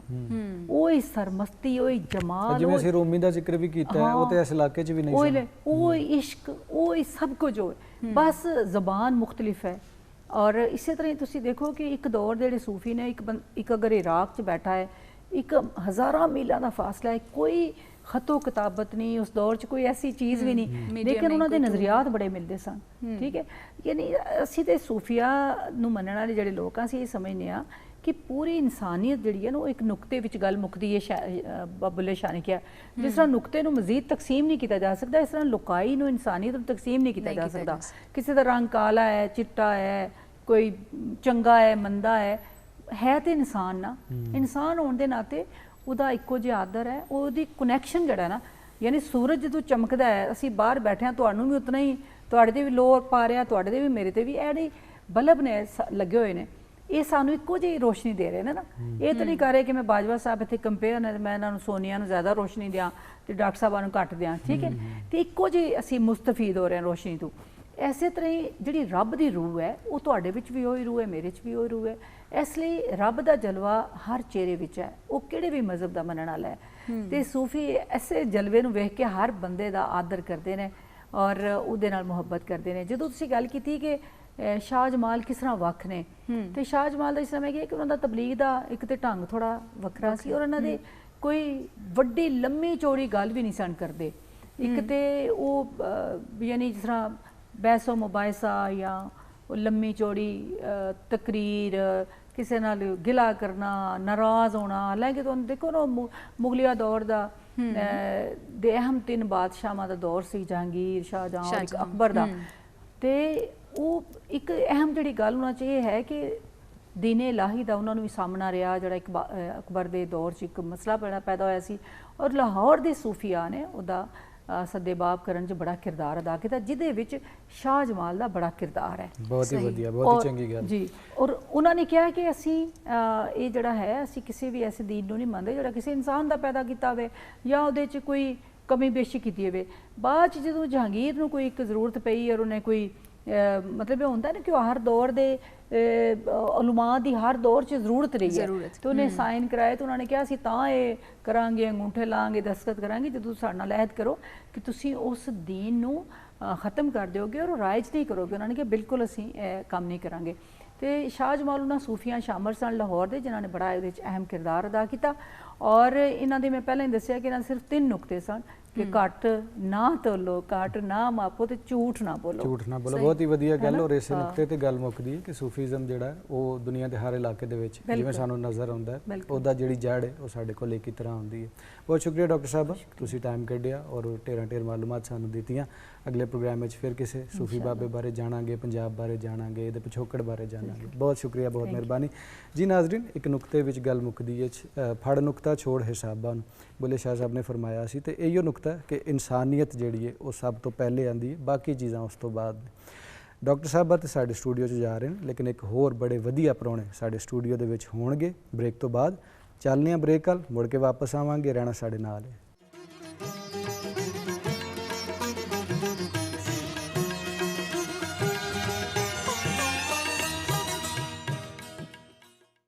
जी नाजरीन, मुड़ के वापस आ गए हैं पाकिस्तान टेलीविजन लाहौर सेंटर तो और तुहाडा पसंदीदा प्रोग्राम अज दा मेहमान लैके ब्रेक तो जाने तो पहले शाह जमाल साहब के बारे गल हो रही सी। सुगरा सदफ साहबा साडे नाल गलबात कर रही सन। ब्रेक तो वापस आए हैं तो एक होर बड़े ही सोहने सुनखे प्राहुणे साडे स्टूडियो विच मौजूद ने। हुंदा है कि बाज़ औकात इंसान की करदा कि हीले बहाने लभदा, जिवें मेरे वर्गा बंदा हुंदा ना, थोड़ा जिहा बुखार हो जाए, जुकाम हो जाए, मैं कहना यह काम मेरे को हो नहीं सकता, अज मैनूं बुखार हो गया। लेकिन दुनिया में इस तरह के बहुत ज़्यादा लोग ने जिन्होंने असीं फिजिकली चैलेंज कहने, PWDs भी कहने, वो रब ने उन्होंने इस तरह बनाया, लेकिन उन्होंने कभी भी इनू कोई भी एक हर्डल या कोई भी इस तरह की चीज़ नहीं समझा, बल्कि वो उस तरह नॉर्मल इंसानों की तरह जिंदगी गुजारते हैं, बल्कि उन्होंने तो वध जिंदगी गुजारते हैं और फिर मुआशरे दे विच अपना एक मुकाम जिहड़ा उन्होंने बनाते भी ने, दूजियां नूं सर्व भी करते हैं और उन्होंने वास्ते आवाज़ भी चुकते हैं। इस तरह के एक प्राहुणे साडे नाल अज इस वक्त मौजूद ने स्टूडियो दे विच। आसिफ महमूद भट्टी साहब साढ़े नाल स्टूडियो में मौजूद ने, एज एन ऑडिट ऑफिसर आजकल काम कर रहे हैं। अस्सलाम वालेकुम जी, कैसी तबीयत है तुहाडी? शुक्र अल्हम्दुलिल्लाह सर, बहुत वधिया लगा कि तुसीं साडे शो च आए। ये बड़ा अच्छा हो गया माशाल्लाह। देखो ना जी कि एक तो पंजाबी वैसे साडी मादरी जुबान है जी, ते असी मलमाकारी करके थोड़ा ही नाबाज का तो उर्दू तो इंग्लिश साढ़े दफ्तरां भी यही मामलात ने कि इंग्लिश या उर्दू, बल्कि पिछले दिनों बड़ी अच्छी तहरीक चली सी कि जी उर्दू च लिखो। FC कॉलेज नाल तुहाडा ताल्लुक रहा और हैले कॉलेज पंजाबी यूनिवर्सिटी नाल भी तुहाडा ताल्लुक रहा। अपनी जर्नी बारे थोड़ा जिहा दसना कि कित्थों कित्थों एजुकेशन हासिल की, कित्थे पैदाइश और बाकी सिलसिला। सर वो चूँकि बाई बर्थ तो नहीं मैं कहना, क्योंकि आज तो जिस तरह आजकल कोरोना चले है जी, तो कुछ 40 साल पहले 5 मुजी बीमारियां सन जी, खसरा, खुनाक, पोलियो। ते वो पोलियो ने ना जी अटैक किया मैनूं, ते बड़ी चाइल्डहुड 4-5 साल की उम्र ते वो ज़ाहिर उदों इतनी सारी फैसिलिटीज़ नहीं सन, ना तो कोई ऐसी कोई दवाई याद हुई सी। जिस तरह कोरोना वास्ते हर बंदा कोई ना कोई चीज़ वैक्सीन लभ रहा है। पोलियो दे भी खतरे पे, पोलियो के खतरे सर हुण आए ने, देसी टोटके या जो किसी बुजुर्ग ने कहता है इनू कर दिओ, बंदा वही करता सी। क्योंकि गरजमंद जिहड़ा ना वो दीवाना होंदा है, उन्होंने फिर जिहड़ी शायद कोई कह देगा उन्हें वो करनी ते माँ बाप तो वैसे अपनी औलाद वास्ते हर चीज़ करने तैयार होंदे ने। पर जी ये तो एक अल्लाह दी एक रज़ा सी ना जी, क्योंकि अल्लाह ताला अगर एक चीज़ छीन लैंदा ना जी, फिर जी बाकी चीज़ां अता करता है तो उसका शुक्र अदा करना चाहिए। निस्बत नहीं कि बंदा एक चीज़ के पिछे पै जाए तो वो फिर नाशुक्री के जिमरे च आ जाता है। शुक्र अल्हम्दुलिल्लाह के पेरेंट्स ही ये बहुत बड़ा एक साथ है सी। मैं बच्चा सी तो मैं तो आप कुछ नहीं कर सकता सी, उन्होंने जी चुक के जो जो मीनस इस्तेमाल हो सकते सन उन्होंने नाल पढ़ाई कराई। अच्छा, स्कूलिंग हुई, अच्छी स्कूलिंग की थी। उस बाद फिर बाकायदा तौर पर ये उदों शायद कोई खास माहौल सी कि यार इन्हां बच्चों यानी कि नॉर्मल स्कूलों या नॉर्मल ਦਰਸਗਾਹਾਂ 'ਚ ਨਹੀਂ ਭੇਜਣਾ ਚਾਹੀਦਾ, ਕਿਉਂਕਿ ਇਹ ਤੇ ਕੋਈ ਸੈਂਸ ਬਲਕਿ ਨਹੀਂ ਨਾਰਮਲ ਬਣਦੀ। ਦੀ ਬਜਾਏ ਯੂਜੂਅਲ ਅਗਰ ਕਹੀਏ ਤਾਂ ਜ਼ਿਆਦਾ ਉਹ ਜ਼ਿਆਦਾ appropriate। ਬਿਹਤਰ ਹੈ ਜੀ। ਦੇਖੋ ਨਾ, ਕਦੀ ਕਹਿੰਦੇ ਸਨ ਕਿ ਜੀ ਸਪੈਸ਼ਲ ਪਰਸਨਸ, ਹੁਣ ਕਹਿੰਦੇ ਨੇ ਕਿ ਡਿਫਰੈਂਟਲੀ ਏਬਲਡ। Differently abled. ਦੇਖੋ ਨਾ, ਹਰ ਬੰਦੇ 'ਚ ਐਬਿਲਿਟੀ ਹੈ, ਬਿਲਕੁਲ ਯਾਨੀ ਕਿ ਇਫ ਯੂ ਕੈਨ ਸਿੰਗ ਤੇ ਮੈਂ ਗਾਣਾ ਨਹੀਂ ਗਾ ਸਕਦਾ, ਅਗਰ ਮੈਂ ਚੱਲ ਨਹੀਂ ਸਕਦਾ ਤੇ ਤੁਸੀਂ ਸ਼ਾਇਦ ਕੁਝ ਹੋਰ ਨਹੀਂ ਕਰ ਸਕਦੇ, ਤੇ ਮਾਜ਼ਰਤ ਤਾਂ ਨਾ ਹੀ ਮਜਬੂਰੀ ਹੈ ਨਾ ਜੀ, ਮਜ਼ਦੂਰੀ ਹੈ। ਹਰ ਬੰਦੇ 'ਚ ਕੋਈ ਇੱਕ ਮਜ਼ਦੂਰੀ ਤਾਂ ਹੁੰਦੀ ਹੈ ਨਾ। ਬਿਲਕੁਲ ਸਹੀ। ਤੇ ਮਤਲਬ ਕਿ ਕੋਈ ਫਿਜ਼ੀਕਲੀ ਹੁੰਦੀਆਂ, ਕਈ ਰੂਹਾਨੀ ਹੁੰਦੀਆਂ ਨੇ, ਤੇ ਕਈ ਜਿਸਮਾਨੀ ਹੁੰਦੀਆਂ। ਤੇ ਮਤਲਬ ਹੈ ਕਿ ਇੱਕ ਚੀਜ਼ ਨਜ਼ਰ ਆਉਂਦੀ ਹੈ ਤੇ ਉਹ ਬੰਦਾ ਉਹਨੂੰ ਵੈਸੇ ਹੀ, ਅੱਛਾ ਮਾਸ਼ਾ ਵੀ ਸਾਡਾ ਜਿਹੜਾ ਨਾ ਉਹ ਥੋੜਾ ਜਿਹਾ ਇਹਨੂੰ ਕੀ ਕਹਿਣਾ ਚਾਹੀਦਾ ਕਿ ਐਕਸੈਪਟੈਂਸ ਲੈਵਲ ਥੋੜਾ ਜਿਹਾ ਘੱਟ ਹੈ। ਬਹੁਤ ਜ਼ਿਆਦਾ ਅਵੇਅਰਨੈਸ ਵੀ ਬਹੁਤ। ਈਵਨ ਮਾਂ-ਬਾਪ ਜਿਹੜੇ ਨਾ ਜੀ, ਜਿਨ੍ਹਾਂ ਨੇ ਉਸ ਔਲਾਦ ਨੂੰ ਜਨਮ ਦਿੱਤਾ ਹੁੰਦਾ ਹੈ, ਜੀ ਉਹਨੂੰ ਮੁਖਤਲਿਫ ਨਾਵਾਂ ਤੋਂ ਪੁਕਾਰਦੇ ਨੇ। ਮਤਲਬ ਹੈ ਕਿ ਇਨਸਟੈਡ ਕਿ ਉਹਨੂੰ ਕੋਈ ਹੌਸਲਾ ਅਫਜ਼ਾਈ ਕਰਨ। ਅਗਰ ਮਿਸਾਲ ਇੱਕ ਬੰਦੇ ਨੂੰ ਨਜ਼ਰ ਨਹੀਂ ਆ ਰਿਹਾ, ਅਗਰ ਉਸ ਨੂੰ ਕਾਨਾ ਕਹੋਗੇ ਤੇ ਉਹ ਬੁਰਾ ਮਨਾਏਗਾ ਨਾ, ਕਿਉਂਕਿ ਉਹਦਾ ਆਪਣੀ ਆਪਸ਼ਨ ਤੇ ਕੋਈ ਨਹੀਂ ਸੀ ਨਾ ਉਹਦੇ 'ਚ। ਜੀ ਜ਼ਾਹਿਰ ਰੱਬ ਦੀਆਂ ਬਣਾਈਆਂ ਚੀਜ਼ਾਂ ਹੈਗੀਆਂ। ਤੇ ਮਤਲਬ ਹੈ ਕਿ ਉਹ ਸਾਨੂੰ ਮੋਟੀਵੇਟ ਕਰਨਾ ਚਾਹੀਦਾ ਹੈ। ਬਿਲਕੁਲ। ਔਰ ਮੋਟੀਵੇਸ਼ਨ ਜਿਹੜੀ ਹੈ ਨਾ ਜੀ, ਉਹ ਇੰਜੀ ਹੈ ਕਿ ਮਤਲਬ ਹੈ ਕਿ ਇਨਸਟੈਡ ਕਿ ਤੁਸੀਂ ਅਗਰ ਬੰਦਾ ਗਿਰਿਆ ਨੂੰ ਕਹੋ ਯਾਰ ਤੂੰ ਇੱਥੇ ਬੈਠਾ ਰਹਿ, ਉਹ ਇਨਸਾਨੀ ਹਮਦਰਦੀ ਵੀ ਕੋਈ ਨਹੀਂ। ਹਾਂ ਬਿਲਕੁਲ। ਤੇ ਇਹ ਸ਼ੁਕਰਮਦੁੱਲਾ ਕਿ ਮੈਨੂੰ ਉਹ ਜਿਵੇਂ ਅਸੀਂ ਸਟਾਰਟ 'ਚ ਗੱਲ ਕੀਤੀ ਕਿ এনवायरमेंट, ਮੈਨੂੰ এনवायरमेंट ਹੀ ਐਸਾ ਮਿਲਿਆ ਮਾਸ਼ਾਅੱਲਾ। ਕਿ ਪੜ੍ਹਾਈ ਲਿਖਾਈ ਵਾਲਾ। ਦੇਖੋ ਨਾ, ਇੱਜ਼ਤ ਕਦਰ ਪੜ੍ਹਾਈ ਦੀ ਹੈ। ਬਿਲਕੁਲ। ਮੈਂ ਤੇ ਹੁਣ ਵੀ ਆਪਣੇ ਸਾਰੇ ਮਾਂ-ਬਾਪ, ਸਾਰੇ ਭੈਣ ਭਾਈ ਜਿਤਨੇ ਜਿਨ੍ਹਾਂ ਦੇ ਕੋਲ ਮੇਰੇ ਵਰਗੇ ਡਿਸੇਬਲਡ ਬੱਚੇ ਨੇ ਨਾ ਜੀ, ਦੇਖੋ ਮੁਖਤਲਿਫ ਨੇ, ਉਹਨਾਂ ਨੂੰ ਅੱਲਾਹ ਤਾਲਾ ਨੇ ਕੋਈ ਖਾਸ ਸਲਾਹੀਅਤ ਦੇ ਨਾਲ ਪੈਦਾ ਕੀਤਾ ਹੁੰਦਾ ਹੈ, ਕਿਉਂਕਿ ਸਾਨੂੰ ਸਿਰਫ ਉਹਨੂੰ ਲੱਭਣ ਦੀ ਕੋਸ਼ਿਸ਼ ਕਰਨੀ ਚਾਹੀਦੀ। ਬਿਲਕੁਲ। ਇਨਸਟੈਡ ਕਿ ਅਸੀਂ ਉਹਨੂੰ ਕਹੀਏ ਕਿ ਨਹੀਂ ਇਹ ਤਾਂ ਕੁਝ ਕਰ ਹੀ ਨਹੀਂ ਸਕਦਾ। ਤੇ ਚੈਰਿਟੀ ਬਿਗਨਸ ਐਟ ਹੋਮ। ਘਰੋਂ ਅਗਰ ਅਸੀਂ ਉਹਦੀ ਹੌਸਲਾ ਅਫਜ਼ਾਈ ਨਹੀਂ ਕਰਾਂਗੇ ਨਾ, ਤੇ ਬਾਹਰ ਦਾ ਜ਼ਮਾਨਾ ਬੜਾ ਹੀ ਜ਼ਾਲਮ ਹੈ। ਸਹੀ। ਤੇ ਲਿਹਾਜ਼ਾ ਮਤਲਬ ਹੈਗਾ ਕਿ ਉਹ এনवायरमेंट ਐਸਾ ਮਿਲਿਆ, ਮਾਹੌਲ ਜਿਵੇਂ ਅਸੀਂ ਕਹਿ ਕੇ ਜਿੱਥੇ ਸਾਡਾ ਮਾਹੌਲ ਬਣ ਗਿਆ ਤਾਂ ਅੱਛਾ ਮਾਹੌਲ ਮਿਲਿਆ। FC ਕਾਲਜ ਗਏ ਆ, ਉੱਥੇ ਪੜ੍ਹਿਆ, ਉਸ ਤੋਂ ਬਾਅਦ ਫਿਰ ਹੈਲੇ ਕਾਲਜ ਗਏ, ਯਾਨੀ ਕਿ ਨਾਰਮਲ ਇੰਸਟੀਟਿਊਸ਼ਨਸ ਵਿੱਚ। ਅੱਛਾ। ਔਰ ਬੜਾ ਯਾਨੀ ਕਿ ਨਾਰਮਲੀ ਜਿਸ ਤਰ੍ਹਾਂ ਇੱਕ ਬੰਦਾ ਪੜ੍ਹਦਾ ਹੈ, ਬਲਕਿ ਸ਼ਾਇਦ ਆਮ ਬੰਦੇ ਨਾਲੋਂ ਜ਼ਿਆਦਾ ਡੈਡੀਕੇਸ਼ਨ ਨਾਲ ਪੜ੍ਹਿਆ, ਅੱਛਾ। ਕਿਉਂਕਿ ਪਤਾ ਸੀ ਕਿ ਪੜ੍ਹਨਾ ਹੈ, ਇਸ ਤੋਂ ਇਲਾਵਾ ਤਾਂ ਚੋਇਸ ਕੋਈ ਨਹੀਂ ਸੀ। ਔਰ ਇਹ ਬਲੇਸਿੰਗ ਸੀ ਕਿ ਅਗਰ ਪੜ੍ਹਾਈ ਨਾ ਹੁੰਦੀ ਜੀ ਜੀ ਤੇ ਇੱਥੇ ਚੰਗਾ ਭਲਾ ਬੰਦਾ ਜਿਹੜਾ 6 ਫੁੱਟ ਕੱਦ ਹੁੰਦਾ ਹੈ ਔਰ ਬੜਾ ਸੋਹਣਾ ਸੁਨੱਖਾ ਹੁੰਦਾ ਹੈ, ਤੇ ਉਹ ਜਿਸਲੇ ਅਨਪੜ੍ਹ ਹੈ ਤੇ ਉਹ ਅੰਨਾ ਹੈ। ਸਾਡੇ ਬਿਲਕੁਲ ਇੰਝ ਦੋਸਤਾਂ, ਹੀ ਅਸੀਂ ਨਾ ਕਿਸੇ ਪ੍ਰੋਗਰਾਮ ਵਿੱਚ ਬੈਠੇ ਸਾਂ, ਉਹ ਇੰਗਲੈਂਡ ਤੋਂ ਆਏ। ਹੀ ਵਾਸ ਰਜਿਸਟਰਾਰ ਓਕੇ ਐਟ ਲਿੰਕਨਸ ਯੂਨੀਵਰਸਿਟੀ। ਉਹ ਸਰ ਦੱਸਦੇ ਨੇ, ਕਹਿੰਦਾ ਮੇਰੇ ਥੱਲੇ 20 ਪ੍ਰੋਫੈਸਰ ਨੇ, ਉਹ ਬਲਾਈਂਡ ਸਨ। ਜੀ। ਉਹਨਾਂ ਨੇ ਇੱਕ ਲਫ਼ਜ਼ ਕਿਹਾ ਸੀ, ਉਹਨਾਂ ਨੇ ਕਿਹਾ ਜੀ ਕਿ ਅੰਨਾ ਉਹ ਨਹੀਂ ਜਿਹਨੂੰ ਨਜ਼ਰ ਨਹੀਂ ਆਉਂਦਾ, ਉਹਨਾਂ ਕਿਹਾ ਅੰਨਾ ਉਹ ਹੈ ਜਿਹਦੇ ਨਜ਼ਰੀਆਤ ਨਹੀਂ ਹੈ। ਬਿਲਕੁਲ ਸਹੀ, ਜਿਹਦੀ ਸੋਚ ਨਹੀਂ ਹੈ, ਜੋ ਮੁਸਬਤ ਸੋਚ ਨਹੀਂ ਸਕਦਾ ਬੇਸਿਕਲੀ। ਅੱਛਾ, ਤੁਸੀਂ ਸਟਾਰਟਿੰਗ ਤੋਂ ਦੱਸਿਆ ਕਿ ਕਿਸ ਤਰ੍ਹਾਂ ਕਿੱਥੋਂ ਤੁਸੀਂ ਐਜੂਕੇਸ਼ਨ ਹਾਸਿਲ ਕੀਤੀ। ਮੈਨੂੰ ਇਹ ਦੱਸਦੇ ਚਲੋ, ਜਦੋਂ ਤੁਸੀਂ ਘਰੋਂ ਬਾਹਰ ਨਿਕਲੇ ਐਜੂਕੇਸ਼ਨ ਹਾਸਿਲ ਕਰਨ, ਫਿਰ ਆਲਾ ਤਾਲੀਮ ਹਾਸਿਲ ਕੀਤੀ, ਫੈਮਿਲੀ ਦੇ ਨਾਲ ਨਾਲ ਦੋਸਤਾਂ ਦਾ ਰਵੱਈਆ ਕਿੰਜਦਾ ਰਿਹਾ, ਉਸਾਤਜ਼ਾ ਦਾ ਕੀ ਰੋਲ ਰਿਹਾ, ਉਹ ਸਾਰੇ ਐਕਸਪੀਰੀਐਂਸਿਸ ਜਿਹੜੇ ਨੇ ਉਹ ਸ਼ੇਅਰ ਕਰੋ। ਦੇਖੋ, ਉਹ ਥੋੜਾ ਜਿਹਾ ਹੁੰਦਾ ਹੈ, ਹਰ ਜਗ੍ਹਾ ਤੇ ਹੁੰਦਾ ਹੈ, ਲੇਕਿਨ ਉਹ ਜਿਸਲੇ ਬੰਦਾ ਆਪਣੇ ਆਪ ਨੂੰ ਮਹਿਸੂਸ ਕਰ ਲੈਂਦਾ ਨਾ ਕਿ ਮੈਂ ਉਹਨੇ ਇਹ ਕੰਮ ਕਰਨਾ ਹੈ, ਠੀਕ ਹੈ ਨਾ, ਉਹ ਜਿਹੜਾ ਪਹਿਲੇ ਲਫ਼ਜ਼ ਕਿਹਾ ਕਿ ਬਲੈਸਿੰਗ ਇਨ ਡਿਸਗਾਈਜ਼ ਹੈਗੀ ਸੀ, ਕਿ ਮਤਲਬ ਕਿ ਦੋਸਤ ਵੀ ਬੜੇ ਹੀ ਅੱਛੇ।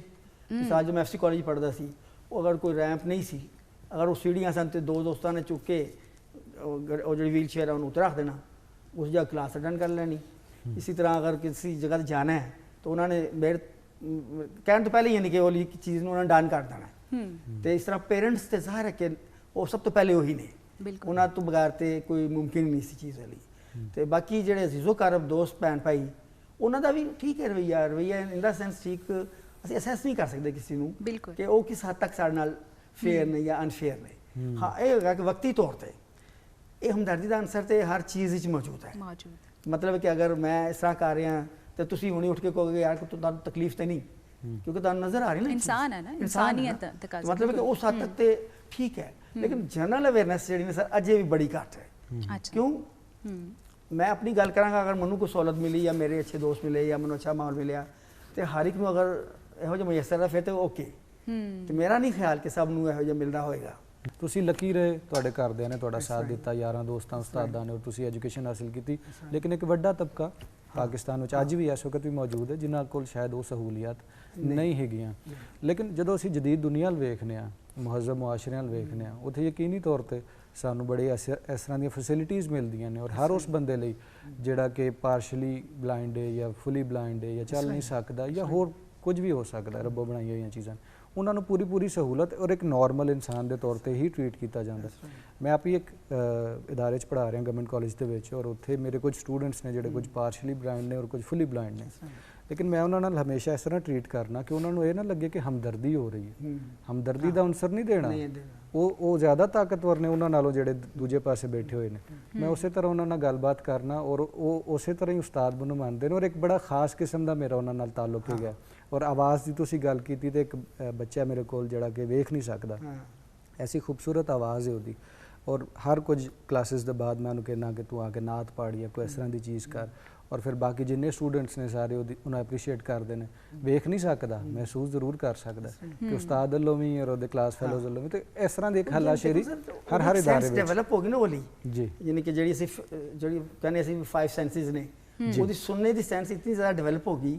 ਸਾਡੇ ਇੱਕ ਦੋਸਤ ਸਨ ਤੇ ਉਹ ਬਲਾਈਂਡ ਸਨ ਤੇ ਰਾਈਟਰ ਵੀ ਸਨ। ਉਹ ਕੀ ਸਰ, ਤੁਸੀਂ ਉਹਨਾਂ ਦੇ ਕੋਲ ਜਾ ਕੇ ਕਿਸੇ ਖਾਤੂਨ ਜਾਂ ਮਰਦ ਨੂੰ ਖੜਾ ਕਰਦੇ ਹੋ, ਦੱਸੋ ਨਾ, ਯਾਨੀ ਉਹਨਾਂ ਦੀ ਚਾਲ ਤੋਂ ਦੱਸਦੇ ਸਨ ਕਿ ਖਾਤੂਨ ਹੈ ਜਾਂ ਮਰਦ ਹੈ। ਹੁਣ ਦੇਖੋ ਨਾ ਕਿੰਨੀ ਵੱਡੀ ਉਹਨਾਂ ਦੀ ਉਹਦੀ ਹੋਏਗੀ ਜਿਹੜੀ ਥਰਡ ਆਈ, ਕੀ ਯਾਨੀ ਨੋਟ ਵਗੈਰਾ ਪਛਾਣ ਲੈਂਦੇ ਨੇ, ਹਰ ਚੀਜ਼ ਉਹ ਕਰ ਲੈਂਦੇ ਨੇ ਸਾਡੇ ਤੋਂ ਜ਼ਿਆਦਾ ਬਿਹਤਰ। ਮੈਂ ਪਿਛਲੇ ਦਿਨਾਂ ਮੈਨੂੰ ਕੋਈ ਬੰਦਾ 2-3 ਹਜ਼ਾਰ ਰੁਪਏ ਸਾਡਾ ਨਕਲੀ ਜਾਲੀ ਨੋਟ ਦੇ ਗਿਆ, ਸਾਨੂੰ ਪਤਾ ਚੱਲਿਆ। ਲੇਕਿਨ ਇਹ ਕਿ ਉਹ ਜਿਹੜਾ ਬੰਦਾ ਹੋਏਗਾ ਉਹ ਮਹਿਸੂਸ ਕਰਕੇ ਔਰ ਉਹਨੂੰ ਕਰੇਗਾ ਕਿ ਜੀ ਇਹ ਠੀਕ ਨਹੀਂ ਗਈ ਚੀਜ਼ ਦੇ ਲਈ, ਕਿਉਂਕਿ ਉਹਨਾਂ ਦੀ ਉਹਦੀ ਸੈਂਸ ਡਿਵੈਲਪ ਹੋ ਗਈ। ਜਿਹਨੂੰ ਅਸੀਂ ਕਹਿ ਰਹੇ ਨਾ ਕਿ ਉਹਨੂੰ ਅਸੀਂ ਛੇੜਨ ਦੇ ਤੋਂ ਵਾਸਤੇ ਕਹਿੰਦੇ ਕਿ ਜੀ ਇਹ ਬੰਦਾ ਇਸ ਤਰ੍ਹਾਂ ਹੈਗਾ, ਉਹ ਇਸ ਤਰ੍ਹਾਂ ਅਹਿਸਾਸ ਹੈਗਾ ਕਿ ਉਹਦੇ ਕੋਲ ਇੱਕ ਐਡੀਸ਼ਨਲ ਅੱਲਾਹ ਤਾਲਾ ਨੇ ਕੁਆਲਿਟੀ ਦੇ ਦਿੱਤੀ ਉਹਨੂੰ। ਕਿਉਂਕਿ ਜ਼ਾਹਿਰ ਹੈ ਕਿ ਖੁਦਾ ਦੀ ਜ਼ਾਤ ਤੇ ਇੱਕ ਐਸੀ ਹੈ ਨਾ ਕਿ ਉਹਨੇ ਇੱਕ ਬੈਲੈਂਸ ਰੱਖਣਾ ਹੈ ਕਿ ਅਗਰ ਸਾਰੇ ਬੰਦੇ ਇੱਕੋ ਜਿਹੇ ਹੋ ਗਏ ਫਿਰ ਇਨਸਾਨੀਅਤ ਨੂੰ ਹਮਦਰਦੀ ਵਾਲਾ ਅਨਸਰ ਤਕਰੀਬਨ ਜਿਹੜਾ ਮੁੱਕ ਰਿਹਾ ਉਹ ਹੋਰ ਮੁੱਕ ਜਾਣਾ ਹੈ। ਬਿਲਕੁਲ ਨਹੀਂ, ਹੁਣ ਵੀ ਅਜੇ ਤੱਕ ਕਈ ਐਸੇ ਜੀ ਮੌਜੂਦ ਨੇ ਕਿ ਜਿਹੜੇ ਕਈ ਆਰਗੇਨਾਈਜੇਸ਼ਨਸ ਨੇ, ਕਈ NGOs ਨੇ ਜਿਹੜੇ ਸਿਰਫ ਇਸ ਕੰਮ ਅਸੀਂ ਆਪਣੇ ਆਪ ਨੂੰ ਉਹਨਾਂ ਰੱਖਿਆ ਔਰ ਦਿਲੀ ਤੌਰ ਤੇ ਲੋਕੀ ਕਰਦੇ ਨੇ। ਜਦਕਿ ਕਈ ਵੀ ਹਨ, ਫਰਾਡ ਵੀ ਹਨ ਵਿੱਚ, ਲੇਕਿਨ ਅਸੀਂ ਕਿਸੇ ਨੂੰ ਨਹੀਂ ਕਹਿ ਸਕਦੇ ਕਿ ਵੀ ਉਹਦੀ ਇਨਰ ਸੈਲਫ ਉਹਦੇ 'ਚ ਕਿੰਨੀ ਉਹਨੂੰ ਇਜਾਜ਼ਤ ਦਿੰਦੀ ਕਿ ਜੀ ਉਹਨੂੰ ਕਰ ਸਕੇ, ਨੈਗੇਟ ਕਰ ਸਕੇ ਕਿਸੇ। ਅੱਜ ਕੱਲ੍ਹ ਤੁਸੀਂ ਐਜ਼ ਐਨ ਆਡਿਟ ਆਫਿਸਰ ਕੰਮ ਕਰਦੇ ਹੋ, ਬਚਪਨ ਤੋਂ ਲੈ ਕੇ ਹੁਣ ਤੱਕ ਜਿਹੜਾ ਰਵੱਈਆ ਲੋਕਾਂ ਦਾ ਰਿਹਾ, ਕਿਉਂਕਿ ਹੁਣ ਉਮਰ ਦੇ ਤੁਸੀਂ ਇੱਕ ਐਸੇ ਹਿੱਸੇ ਦੇ ਵਿੱਚ ਹੋ ਜਿੱਥੇ ਮਤਲਬ ਇਨਫੋਰਮੇਸ਼ਨ ਟੈਕਨੋਲੋਜੀ, ਹਾਂਜੀ ਇਨਫੋਰਮੇਸ਼ਨ ਟੈਕਨੋਲੋਜੀ ਦਾ ਦੌਰ ਹੈ ਔਰ ਤੁਸੀਂ ਵੀ ਇੱਕ ਬਿਹਤਰ ਤਰੀਕੇ ਨਾਲ ਜਵਾਬ ਦੇ ਸਕਦੇ ਚੀਜ਼ਾਂ ਨੂੰ। ਲੋਕਾਂ ਦਾ ਰਵੱਈਆ ਪਹਿਲੇ ਨਾਲੋਂ ਬਦਲਿਆ, ਬਿਹਤਰ ਹੋਇਆ, ਜਾਂ ਉਸੇ ਤਰ੍ਹਾਂ ਹੀ ਅਸੀਂ ਚੱਲ ਰਹੇ ਹਾਂ, ਜਾਂ ਕੀ ਸਿਲਸਿਲਾ ਤੁਹਾਨੂੰ ਲੱਗਦਾ? ਦੇਖੋ ਜੀ, ਓਵਰਆਲ ਰਵੱਈਆ ਜਿਹੜਾ ਹੁੰਦਾ ਨਾ ਉਹ ਕੌਮਾਂ ਦੀ ਪਹਿਚਾਣ ਹੁੰਦਾ ਹੈ, ਠੀਕ ਹੈ ਨਾ ਜੀ। ਤੇ ਕਿਉਂਕਿ ਸਾਡੀ ਕੌਮ ਜਿਹੜੀ ਹੈ ਉਹ ਤੁਹਾਨੂੰ ਪਤਾ ਕਿ ਜਿਹੜੇ ਪਾਸੇ ਲੱਗ ਗਈ ਹੁਣ ਸਾਰੀ, ਮਤਲਬ ਅੱਜ ਕੱਲ੍ਹ ਤੁਸੀਂ ਹਰ ਬੱਚੇ ਨੂੰ ਤੇ ਵੱਡੇ ਨੂੰ ਵੇਖੋਗੇ ਨਾ ਮੋਬਾਈਲ ਲੈ ਕੇ ਤੇ ਬਸ ਉਹ ਸਿਰਫ ਜ਼ਹਿਨ ਖੁਆਰੀ, ਜ਼ਹਿਨ ਦੀ ਖੁਆਰੀ ਹੈ ਨਾ ਜੀ, ਹੋਰ ਤਾਂ ਕੁਝ ਵੀ ਨਹੀਂ। ਅਸੀਂ ਉਹਨਾਂ ਬੱਚਿਆਂ ਨੂੰ ਹੁਣ ਹੀ ਮਾਜ਼ੂਰ ਕਰ ਰਹੇ ਹਾਂ ਜ਼ਹਿਨੀ ਤੌਰ ਦੇ ਉੱਤੇ ਕਿ ਜਿਹੜੇ ਬੱਚਿਆਂ ਨੇ ਕੱਲ੍ਹ ਨੂੰ ਪਤਾ ਨਹੀਂ ਆਸਫ ਪੱਟੀ ਬਣਨਾ ਹੈ, ਪਤਾ ਨਹੀਂ ਤੁਹਾਡੇ ਵਰਗੇ ਐਂਕਰ ਬਣਨਾ ਹੈ, ਕਿਸੇ ਨੇ ਕੋਈ ਸਦਰ ਬਣਨਾ ਹੈ, ਕਿਸੇ ਨੇ ਕੁਛ ਬਣਨਾ ਹੈ। ਸਰ ਗਰੂਮਿੰਗ ਜਾਂ ਜਿਹੜੀ ਤੁਹਾਡੀ ਇਬਤਦਾਈ ਜਿਹੜੀ ਵੀ ਚੀਜ਼ ਹੁੰਦੀ ਨਾ, ਇਹ ਕਾਊਂਟ ਕਰਦੀ ਹੈ। ਜਿਹੜੇ ਤੇ ਸਾਇੰਸਦਾਨ ਨੇ ਜਾਂ ਜਿਹੜੇ ਬੰਦੇ ਇਹਨਾਂ ਦੇ ਉੱਤੇ ਇਲਮ ਦੇ ਉੱਤੇ ਅਬੂਰ ਰੱਖਦੇ ਨੇ, ਉਹ ਕਹਿੰਦੇ ਕਿ 3 ਸਾਲ ਦੀ ਉਮਰ ਦੇ ਵਿੱਚ ਬੰਦੇ ਦੀ ਸ਼ਖਸੀਅਤ ਬਣ ਜਾਂਦੀ, ਉਹਨੇ ਵੱਡੇ ਹੋ ਕੇ ਕੀ ਬਣਨਾ ਹੈ। ਅਸੀਂ ਅਜੇ ਬੱਚਾ ਬਾਅਦ ਚੋਂ ਪੈਦਾ ਹੋ ਰਿਹਾ ਤੇ ਅਸੀਂ ਉਹਨੂੰ ਜਿਹੜੀ ਚੀਜ਼ਾਂ ਦੇ ਰਹੇ ਹਾਂ, ਮਤਲਬ ਕਿ ਉਹ ਅਸੀਂ ਘਰ ਤੋਂ ਸ਼ੁਰੂ ਕਰ ਰਹੇ ਨਾ। ਸਾਨੂੰ ਇਹ ਚਾਹੀਦਾ ਹੈ ਕਿ ਅਸੀਂ ਉਹਨਾਂ ਨੂੰ ਇਹੋ ਜਿਹੀ ਫਿਜ਼ਾ ਦੇਈਏ ਕਿ ਜਿਹਦੇ ਨਾਲ ਉਹਨਾਂ ਦਾ ਜ਼ਹਿਨ ਜਿਹੜਾ ਨਾ ਉਹ ਫ੍ਰੀ ਹੋਵੇ। ਮੈਂ ਪਹਿਲੇ ਵੀ ਗੱਲ ਕੀਤੀ ਸੀ ਕਿ 2 ਤਰ੍ਹਾਂ ਦੀ ਮਜ਼ਦੂਰੀ ਹੈ, ਜ਼ਹਿਨੀ ਤੇ ਜਿਸਮਾਨੀ। ਅਸੀਂ ਬੱਚਿਆਂ ਨੂੰ ਹੁਣੀ ਮਜ਼ਦੂਰੀ ਤੇ ਲਾਤਾ ਹੈ, ਮਤਲਬ ਕਿ ਉਹ ਗੁੱਡ ਫॉर ਨਥਿੰਗ। ਕੀ ਕਰਨ ਦੇ, ਕਾਹਦੀ ਮਜ਼ਦੂਰੀ ਕਰ ਰਹੇ ਨੇ? ਤੁਸੀਂ ਮੈਂ ਕਰ ਰਹੇ ਹਾਂ ਤੇ ਅਸੀਂ ਚਲੋ ਕੋਈ 2 ਰੁਪਏ ਕਮਾ ਰਹੇ ਹਾਂ ਨਾ ਜੀ, ਤੇ ਉਹ ਬੱਚੇ ਕੀ ਕਰ ਰਹੇ ਨੇ? ਉਹ ਆਪਣਾ ਆਪ ਗਵਾ ਰਹੇ ਨੇ ਔਰ ਮਾਪੇ ਉਹਨਾਂ ਨੂੰ ਵੇਖ ਕੇ ਖੁਦ ਹੀ, ਯਾਨੀ ਕਿ ਮੈਂ ਇਸ ਜ਼ਿਮਰੇ 'ਚ ਗੱਲ ਕਰ ਰਿਹਾ ਕਿ ਚੂੰਕਿ ਮੇਰਾ ਇੱਕ ਐਕਸਪੀਰੀਅੰਸ ਬਣ ਗਿਆ ਹੈ ਕਿ ਅਸੀਂ ਕੀ ਕਰਨੇ, ਮੋਟੀ ਗੱਲ ਨੂੰ ਵੇਖਨੇ ਆ, ਬਰੀਕੀ ਵਾਲੇ ਪਾਸੇ ਨਹੀਂ ਜਾਂਦੇ ਅਸੀਂ। ਇੱਕ ਗਹਿਰਾਈ ਵਾਲੀ ਗੱਲ ਹੈ ਔਰ ਬੜੀ ਸੋਚਣ ਵਾਲੀ ਗੱਲ ਹੈ, ਬਹੁਤ ਜ਼ਿਆਦਾ ਵੇਲੇ ਦੀ ਗੱਲ ਵੀ ਨਹੀਂ ਰਹੇ ਬੱਚੇ ਉਸ ਮੋਬਾਈਲ ਤੋਂ। ਔਰ ਇਹ ਵੇਲੇ ਦੀ ਗੱਲ ਇਹੀ ਹੈ, ਮਤਲਬ ਹੈਗਾ ਕਿ ਮਾਂ ਪਿਓ ਸਿਰਫ ਆਪਣੇ ਆਪ ਨੂੰ ਉਹ 2 ਮਿੰਟ ਦੀ ਉਹ ਤੰਗੀ ਲੈਣ ਤੋਂ ਕਹਿੰਦੇ ਮੋਬਾਈਲ ਫੜ ਬੱਚੋ, ਠੀਕ ਹੈ ਨਾ, ਉਹ ਲੈ ਕੇ ਤੇ ਜਨਾਬ ਬੱਚੇ ਖੁਸ਼ ਹੋ ਜਾਂਦੇ ਨੇ।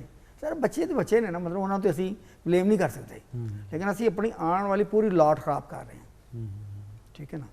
ਯਾਨੀ ਕਿ ਮਿਸਾਲ ਫਿਰ ਮੈਂ ਦੇਵਾਂਗਾ ਕਿ ਅਗਰ ਤੁਸੀਂ ਜਿਸਮਾਨੀ ਤੌਰ 'ਤੇ ਮਾਜ਼ੂਰ ਹੋ ਜਾਓ ਤਾਂ ਕੋਈ ਐਡੀ ਵੱਡੀ ਗੱਲ ਨਹੀਂ, ਲੇਕਿਨ ਜਿਹੜਾ ਬੰਦਾ ਇਸ ਤਰ੍ਹਾਂ ਦੀ ਮਾਜ਼ੂਰੀ ਵਿੱਚ ਆ ਜਾਏਗਾ ਸ਼ੁਰੂ ਤੋਂ ਹੀ, ਜਿਹਦੀ ਟ੍ਰੇਨਿੰਗ ਇਸ ਤਰ੍ਹਾਂ ਦੀ ਬਣ ਜਾਏਗੀ, ਤੇ ਫਿਰ ਉਹਨੂੰ ਤੁਸੀਂ ਕਿਹੜੇ ਪਾਸੇ ਲੈ ਕੇ ਜਾਓਗੇ?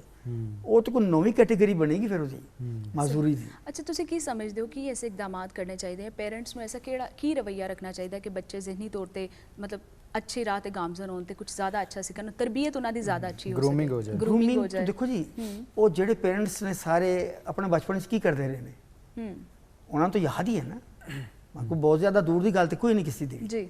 ਤੇ ਮੇਰਾ ਮਤਲਬ ਕਿ ਅਗਰ ਉਹ ਉਹਨੂੰ ਹੀ ਅਡਾਪਟ ਕਰ ਲਵਣ ਕਿ ਜੋ ਉਹ ਖੁਦ ਕਰਦੇ ਨੇ ਸਿਹਤਮੰਦਾਨਾ ਜਿਹੜੀ ਤਫਰੀਆਂ ਸਨ, ਉਹ ਹੁਣ ਵੀ ਉਹੀ ਚੀਜ਼ਾਂ ਮੌਜੂਦ ਨੇ, ਲੇਕਿਨ ਅਸੀਂ ਉਹਨੂੰ ਅਡਾਪਟ ਨਹੀਂ ਕਰ ਰਹੇ। ਅਸੀਂ ਜਿਸਲੇ ਫੋਲੋ ਕਰ ਰਹੇ ਹਾਂ ਨਾ, ਤੇ ਫਾਲੋਇੰਗ ਜਿਹੜੀ ਹੈ ਉਹ ਕਦੀ ਠੀਕ ਹੁੰਦੀ ਤੇ ਕਦੀ ਗਲਤ ਹੁੰਦੀ।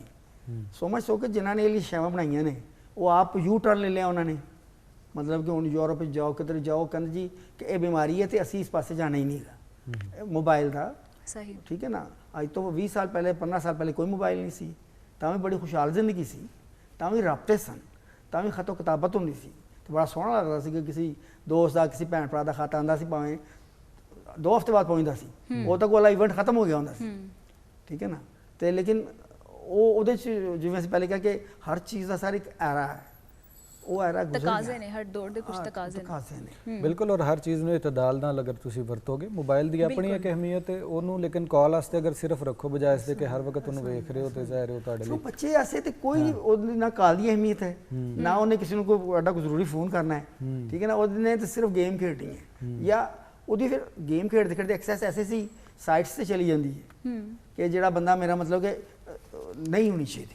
ਬਿਲਕੁਲ ਸਹੀ, ਲੇਕਿਨ ਇਹ ਡਿਪੈਂਡ ਕਰਦਾ ਪਰਸਨ ਤੇ ਕਿ ਉਹਨੂੰ ਪੋਜ਼ਿਟਿਵਲੀ ਕਿੰਨਾ ਯੂਜ਼ ਕਰਦਾ, ਕਿਉਂਕਿ ਅੱਜਕੱਲ ਕੋਵਿਡ ਦੀ ਵਜ੍ਹਾ ਤੋਂ ਬੱਚੇ ਘਰ ਨੇ ਤੇ ਉਹ ਜ਼ਿਆਦਾਤਰ ਆਨਲਾਈਨ ਸਟੱਡੀਜ਼ ਵੀ ਉਹਨਾਂ ਦੀ ਮੋਬਾਈਲ ਤੇ ਹੀ ਹੋ ਰਹੀਆਂ ਜਾਂ ਇਹਨਾਂ ਐਪਸ ਤੇ ਹੀ ਹੋ ਰਹੀਆਂ। ਜ਼ਰੂਰਤ ਇਹ ਹੀ ਅਸੀਂ ਉਹਨੂੰ 10 ਮਿੰਟ ਦੀ ਸਟੱਡੀ ਤੋਂ ਬਾਅਦ ਫਿਰ ਉਹਨੂੰ ਬੰਦ ਕਰ ਦਈਏ ਨਾ, ਇੰਸਟੈਡ ਕਿ ਅਸੀਂ ਫਿਰ ਉਹਦੇ ਤੇ ਹੋਰ ਸਟੱਡੀ ਕਰੀਏ ਜੀ। ਮਤਲਬ ਬਿਲਕੁਲ, ਔਰ ਵੱਡਿਆਂ ਦਾ ਵੀ ਇਹ ਫਰਜ਼ ਬਣਦਾ ਕਿ ਉਹ ਦੱਸਣ ਕਿ ਕਿਸੇ ਵੀ ਟੈਕਨੋਲੋਜੀ ਨੂੰ, ਕਿਸੇ ਡਿਵਾਈਸ ਨੂੰ ਯੂਜ਼ ਕਿਸ ਤਰ੍ਹਾਂ ਕਰਨਾ।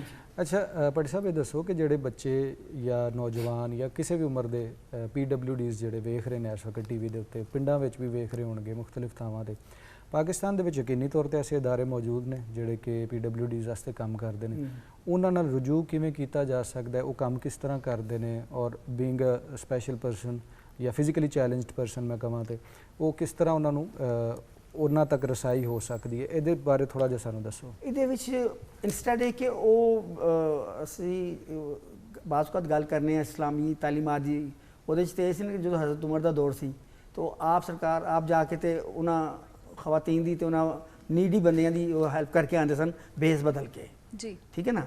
ਹੁਣ ਮੇਰੇ ਵਰਗਾ ਬੰਦਾ ਤੇ ਚਲੋ ਉਹਨੂੰ ਪਤਾ ਹੋਏਗਾ ਕਿ ਜੀ ਇਹਦੀ ਕੀ ਐਕਸੈਸ ਹੈ ਜਾਂ ਮੈਂ ਕਿਹੜੀ NGO ਨੂੰ ਵੇਖਣਾ ਹੈ। ਇੱਕੋ ਬੰਦਾ ਜਿਹੜਾ ਦਿਹਾਤ ਜਿਵੇਂ ਤੁਸੀਂ ਕਿਹਾ ਕਰ ਰਿਹਾ ਫਾਰ ਫਰੰਟ ਏਰੀਆ ਹੈ, ਉਹਨੂੰ ਤਾਂ NGO ਦੇ ਨਾਂ ਦਾ ਪਤਾ ਹੀ ਨਹੀਂ ਕਿ NGO ਕੀ ਹੈ, ਕੋਈ ਬੰਦਾ ਕੁਛ ਹੈ ਉਹਨੂੰ ਦੇਵੇਗਾ ਜਾਂ ਕੀ ਕਰੇਗਾ, ਠੀਕ ਹੈ ਨਾ। ਮਤਲਬ ਹੈ ਕਿ ਉਸ NGO ਨੂੰ ਚਾਹੀਦਾ ਹੈ ਕਿ ਉਹ ਉੱਥੇ ਪਹੁੰਚੇ ਜਾਂ ਸਰਕਾਰੀ ਅਦਾਰਿਆਂ ਨੂੰ, ਜਾਂ ਜਿਹੜਾ ਵੀ ਸਰਕਾਰੀ ਅਦਾਰਾ ਹੈਗਾ, ਠੀਕ ਹੈ ਨਾ। ਅਗਰ ਕੋਈ ਹੈ ਵੀ ਹੈ ਤਾਂ ਇਤਨਾ ਯਾਨੀ ਕਿ ਸਮਝ ਲਓ ਕਿ ਉਹਦਾ ਇਸਤਦਾਰਿਕਾਰ ਥੋੜੀ ਹੈ ਕਿ ਉਹ ਨਹੀਂ ਉਹਨਾਂ ਨੂੰ ਮੀਟ ਵੀਤ ਕਰ ਰਹੇ ਨਾ। ਯਾਨੀ ਕਿ ਹੁਣ ਅਗਰ ਅਸੀਂ ਕਹਿੰਦੇ ਕਿ ਜੇ ਅਗਰ 2% ਹੈ ਡਿਸੇਬਲਸ, ਉਹ ਫਿਰ ਡਿਫਰੈਂਟ ਦੀਆਂ ਕੈਟੇਗਰੀਜ਼ ਨੇ, ਕੋਈ ਬਲਾਈਂਡ ਨੇ, ਕੋਈ ਮੈਂਟਲੀ ਰਿਟਾਰਟਡ ਨੇ, ਕੋਈ ਫਿਜ਼ੀਕਲੀ ਹੈਂਡੀਕੈਪਸ ਨੇ, ਮਤਲਬ ਕਿ ਇਸ ਤਰ੍ਹਾਂ ਦੀਆਂ ਹੈ ਨਾ, ਤੇ ਹਰ ਇੱਕ ਦੇ ਵਾਸਤੇ ਅਲੱਗ-ਅਲੱਗ ਉਹ ਫੈਸਿਲਿਟੀਜ਼ ਚਾਹੀਦੀਆਂ ਹੁੰਦੀਆਂ। ਮੇਰਾ ਮਤਲਬ ਕਿ ਅਗਰ ਇੱਕ ਬਲਾਈਂਡ ਹੈ ਤੇ ਉਹਨੂੰ ਇੱਕ ਸਟਿਕ ਚਾਹੀਦੀ ਹੈ, ਜਾਂ ਉਹਦਾ ਲਿਫਟ ਹੈ ਤੇ ਉਹ ਲਿਫਟ ਬੋਲਣ ਵਾਲੀ ਚਾਹੀਦੀ, ਉਹਨੂੰ ਤਾਂ ਨਹੀਂ ਪਤਾ ਚੱਲਣਾ ਕਿ ਉਹਨੇ 3ਵੇਂ ਫਲੋਰ ਤੋਂ ਉਤਰਨਾ ਹੈ, ਉਹ ਭਾਵੇਂ 8ਵੇਂ ਫਲੋਰ ਤੋਂ ਉਤਰ ਜਾਵੇ। ਬ੍ਰੇਲ ਦੀ ਫੈਸਿਲਿਟੀ ਹੈ, ਪੜ੍ਹਨ ਲਿਖਣ ਬ੍ਰੇਲ ਦੀ ਫੈਸਿਲਿਟੀ ਹੈ। ਮੇਰਾ ਮਤਲਬ ਕਿ ਇਹ ਚੀਜ਼ਾਂ ਉਹਨਾਂ ਨੂੰ ਮੌਜੂਦ ਨੇ, ਲੇਕਿਨ ਮੇਰਾ ਮਤਲਬ ਕਿ ਬਹੁਤ ਘੱਟ ਤਾਦਾਦ ਵਿੱਚ ਕਿ ਨਾ ਹੋਣ ਦੇ ਬਰਾਬਰ ਹੀ ਅਸੀਂ ਕਹਾਂਗੇ। ਬਹੁਤ ਵਧੀਆ ਲੱਗਾ, ਬਹੁਤ ਸ਼ੁਕਰੀਆ ਤੁਸੀਂ ਆਏ, ਥੋੜਾ ਜਿਹਾ ਟਾਈਮ ਕੱਢਿਆ। ਹਲੇ ਢੇਰ ਅਸੀਂ ਗੱਲਾਂ ਕਰਨੀਆਂ ਸਨ ਲੇਕਿਨ ਵੇਲੇ ਦੀ ਘਾਟ ਹੈ, ਕਿਸੇ ਹੋਰ ਸ਼ੋਅ 'ਚ ਤੁਹਾਨੂੰ ਬੁਲਾਵਾਂਗੇ, ਤੁਹਾਡੇ ਨਾਲ ਹੋਰ ਢੇਰ ਗੱਲਾਂ ਕਰਾਂਗੇ। ਜੀ ਨਾਜ਼ਰੀਨ, ਆਸਿਫ ਭੱਟੀ ਸਾਹਿਬ ਸਾਡੇ ਨਾਲ ਮੌਜੂਦ ਸਨ ਔਰ ਉਹਨਾਂ ਦੀ ਜ਼ਾਤੀ ਜ਼ਿੰਦਗੀ ਬਾਰੇ ਵੀ ਜਾਣਿਆ ਔਰ ਮੌਜੂਦਾ ਸੂਰਤ ਹਾਲ ਬਾਰੇ ਵੀ ਅਸੀਂ ਜਾਣਿਆ। ਔਰ ਤੁਹਾਡੇ ਆਲੇ ਦੁਆਲੇ ਵੀ ਅਗਰ ਕੋਈ PWDs ਜਾਂ ਫਿਜ਼ੀਕਲੀ ਚੈਲੰਜਡ ਲੋਕ ਨੇ ਤੇ ਉਹਨਾਂ ਨੂੰ ਕਿਸੇ ਹੋਰ ਅੱਖ ਨਾਲ ਨਾ ਵੇਖੋ, ਬਲਕਿ ਉਹਨਾਂ ਨੂੰ ਹੱਲਾਸ਼ੇਰੀ ਦੇਵੋ, ਕਿਉਂਕਿ ਉਹ ਬੜੇ ਹੀ ਟੈਲੈਂਟਡ ਲੋਕ ਹੈਗੇ ਨੇ ਔਰ ਉਹ ਆਪਣੇ ਲਈ ਵੀ ਲੜ ਰਹੇ ਨੇ, ਤੁਹਾਡੇ ਲਈ ਵੀ ਲੜ ਰਹੇ ਨੇ। ਔਰ ਯਕੀਨੀ ਤੌਰ ਤੇ ਸੋਸ਼ਲ ਮੀਡੀਆ ਵੀ ਤੁਸੀਂ ਵਰਤ ਸਕਦੇ ਹੋ ਅਵੇਅਰਨੈਸ ਫੈਲਾਉਣ ਵਾਸਤੇ, being a common person, being a common citizen of Pakistan. So ਹਮੇਸ਼ਾ ਦੀ ਤਰ੍ਹਾਂ ਜਾਣ ਤੋਂ ਪਹਿਲਾਂ ਮੈਂ ਕਹਾਂਗਾ, ਜਿਹੜਾ ਇੱਕ ਸ਼ੇਰ ਬੋਲਦੇ ਹੁੰਦੇ ਆ ਮੈਂ ਤੇ ਸੁਨੀਆ ਇਕੱਠੇ ਰਲ ਕੇ, ਉਹੀਓ ਬੋਲਾਂਗੇ। ਪ੍ਰੋਗਰਾਮ ਦਾ ਵਕਤ ਖਤਮ ਹੋ ਰਿਹਾ ਕਿ ਲੈ ਆਓ ਯਾਰ ਹਵਾਲੇ ਰੱਬ ਦੇ ਤੇ ਮੇਲੇ 4 ਦਿਨਾਂ ਦੇ, ਉਸ ਦਿਨ ਈਦ ਮੁਬਾਰਕ ਹੋਸੀ ਜਿਸ ਦਿਨ ਫੇਰ ਮਿਲਾਂਗੇ ਰੱਬ ਰੱਖਾ।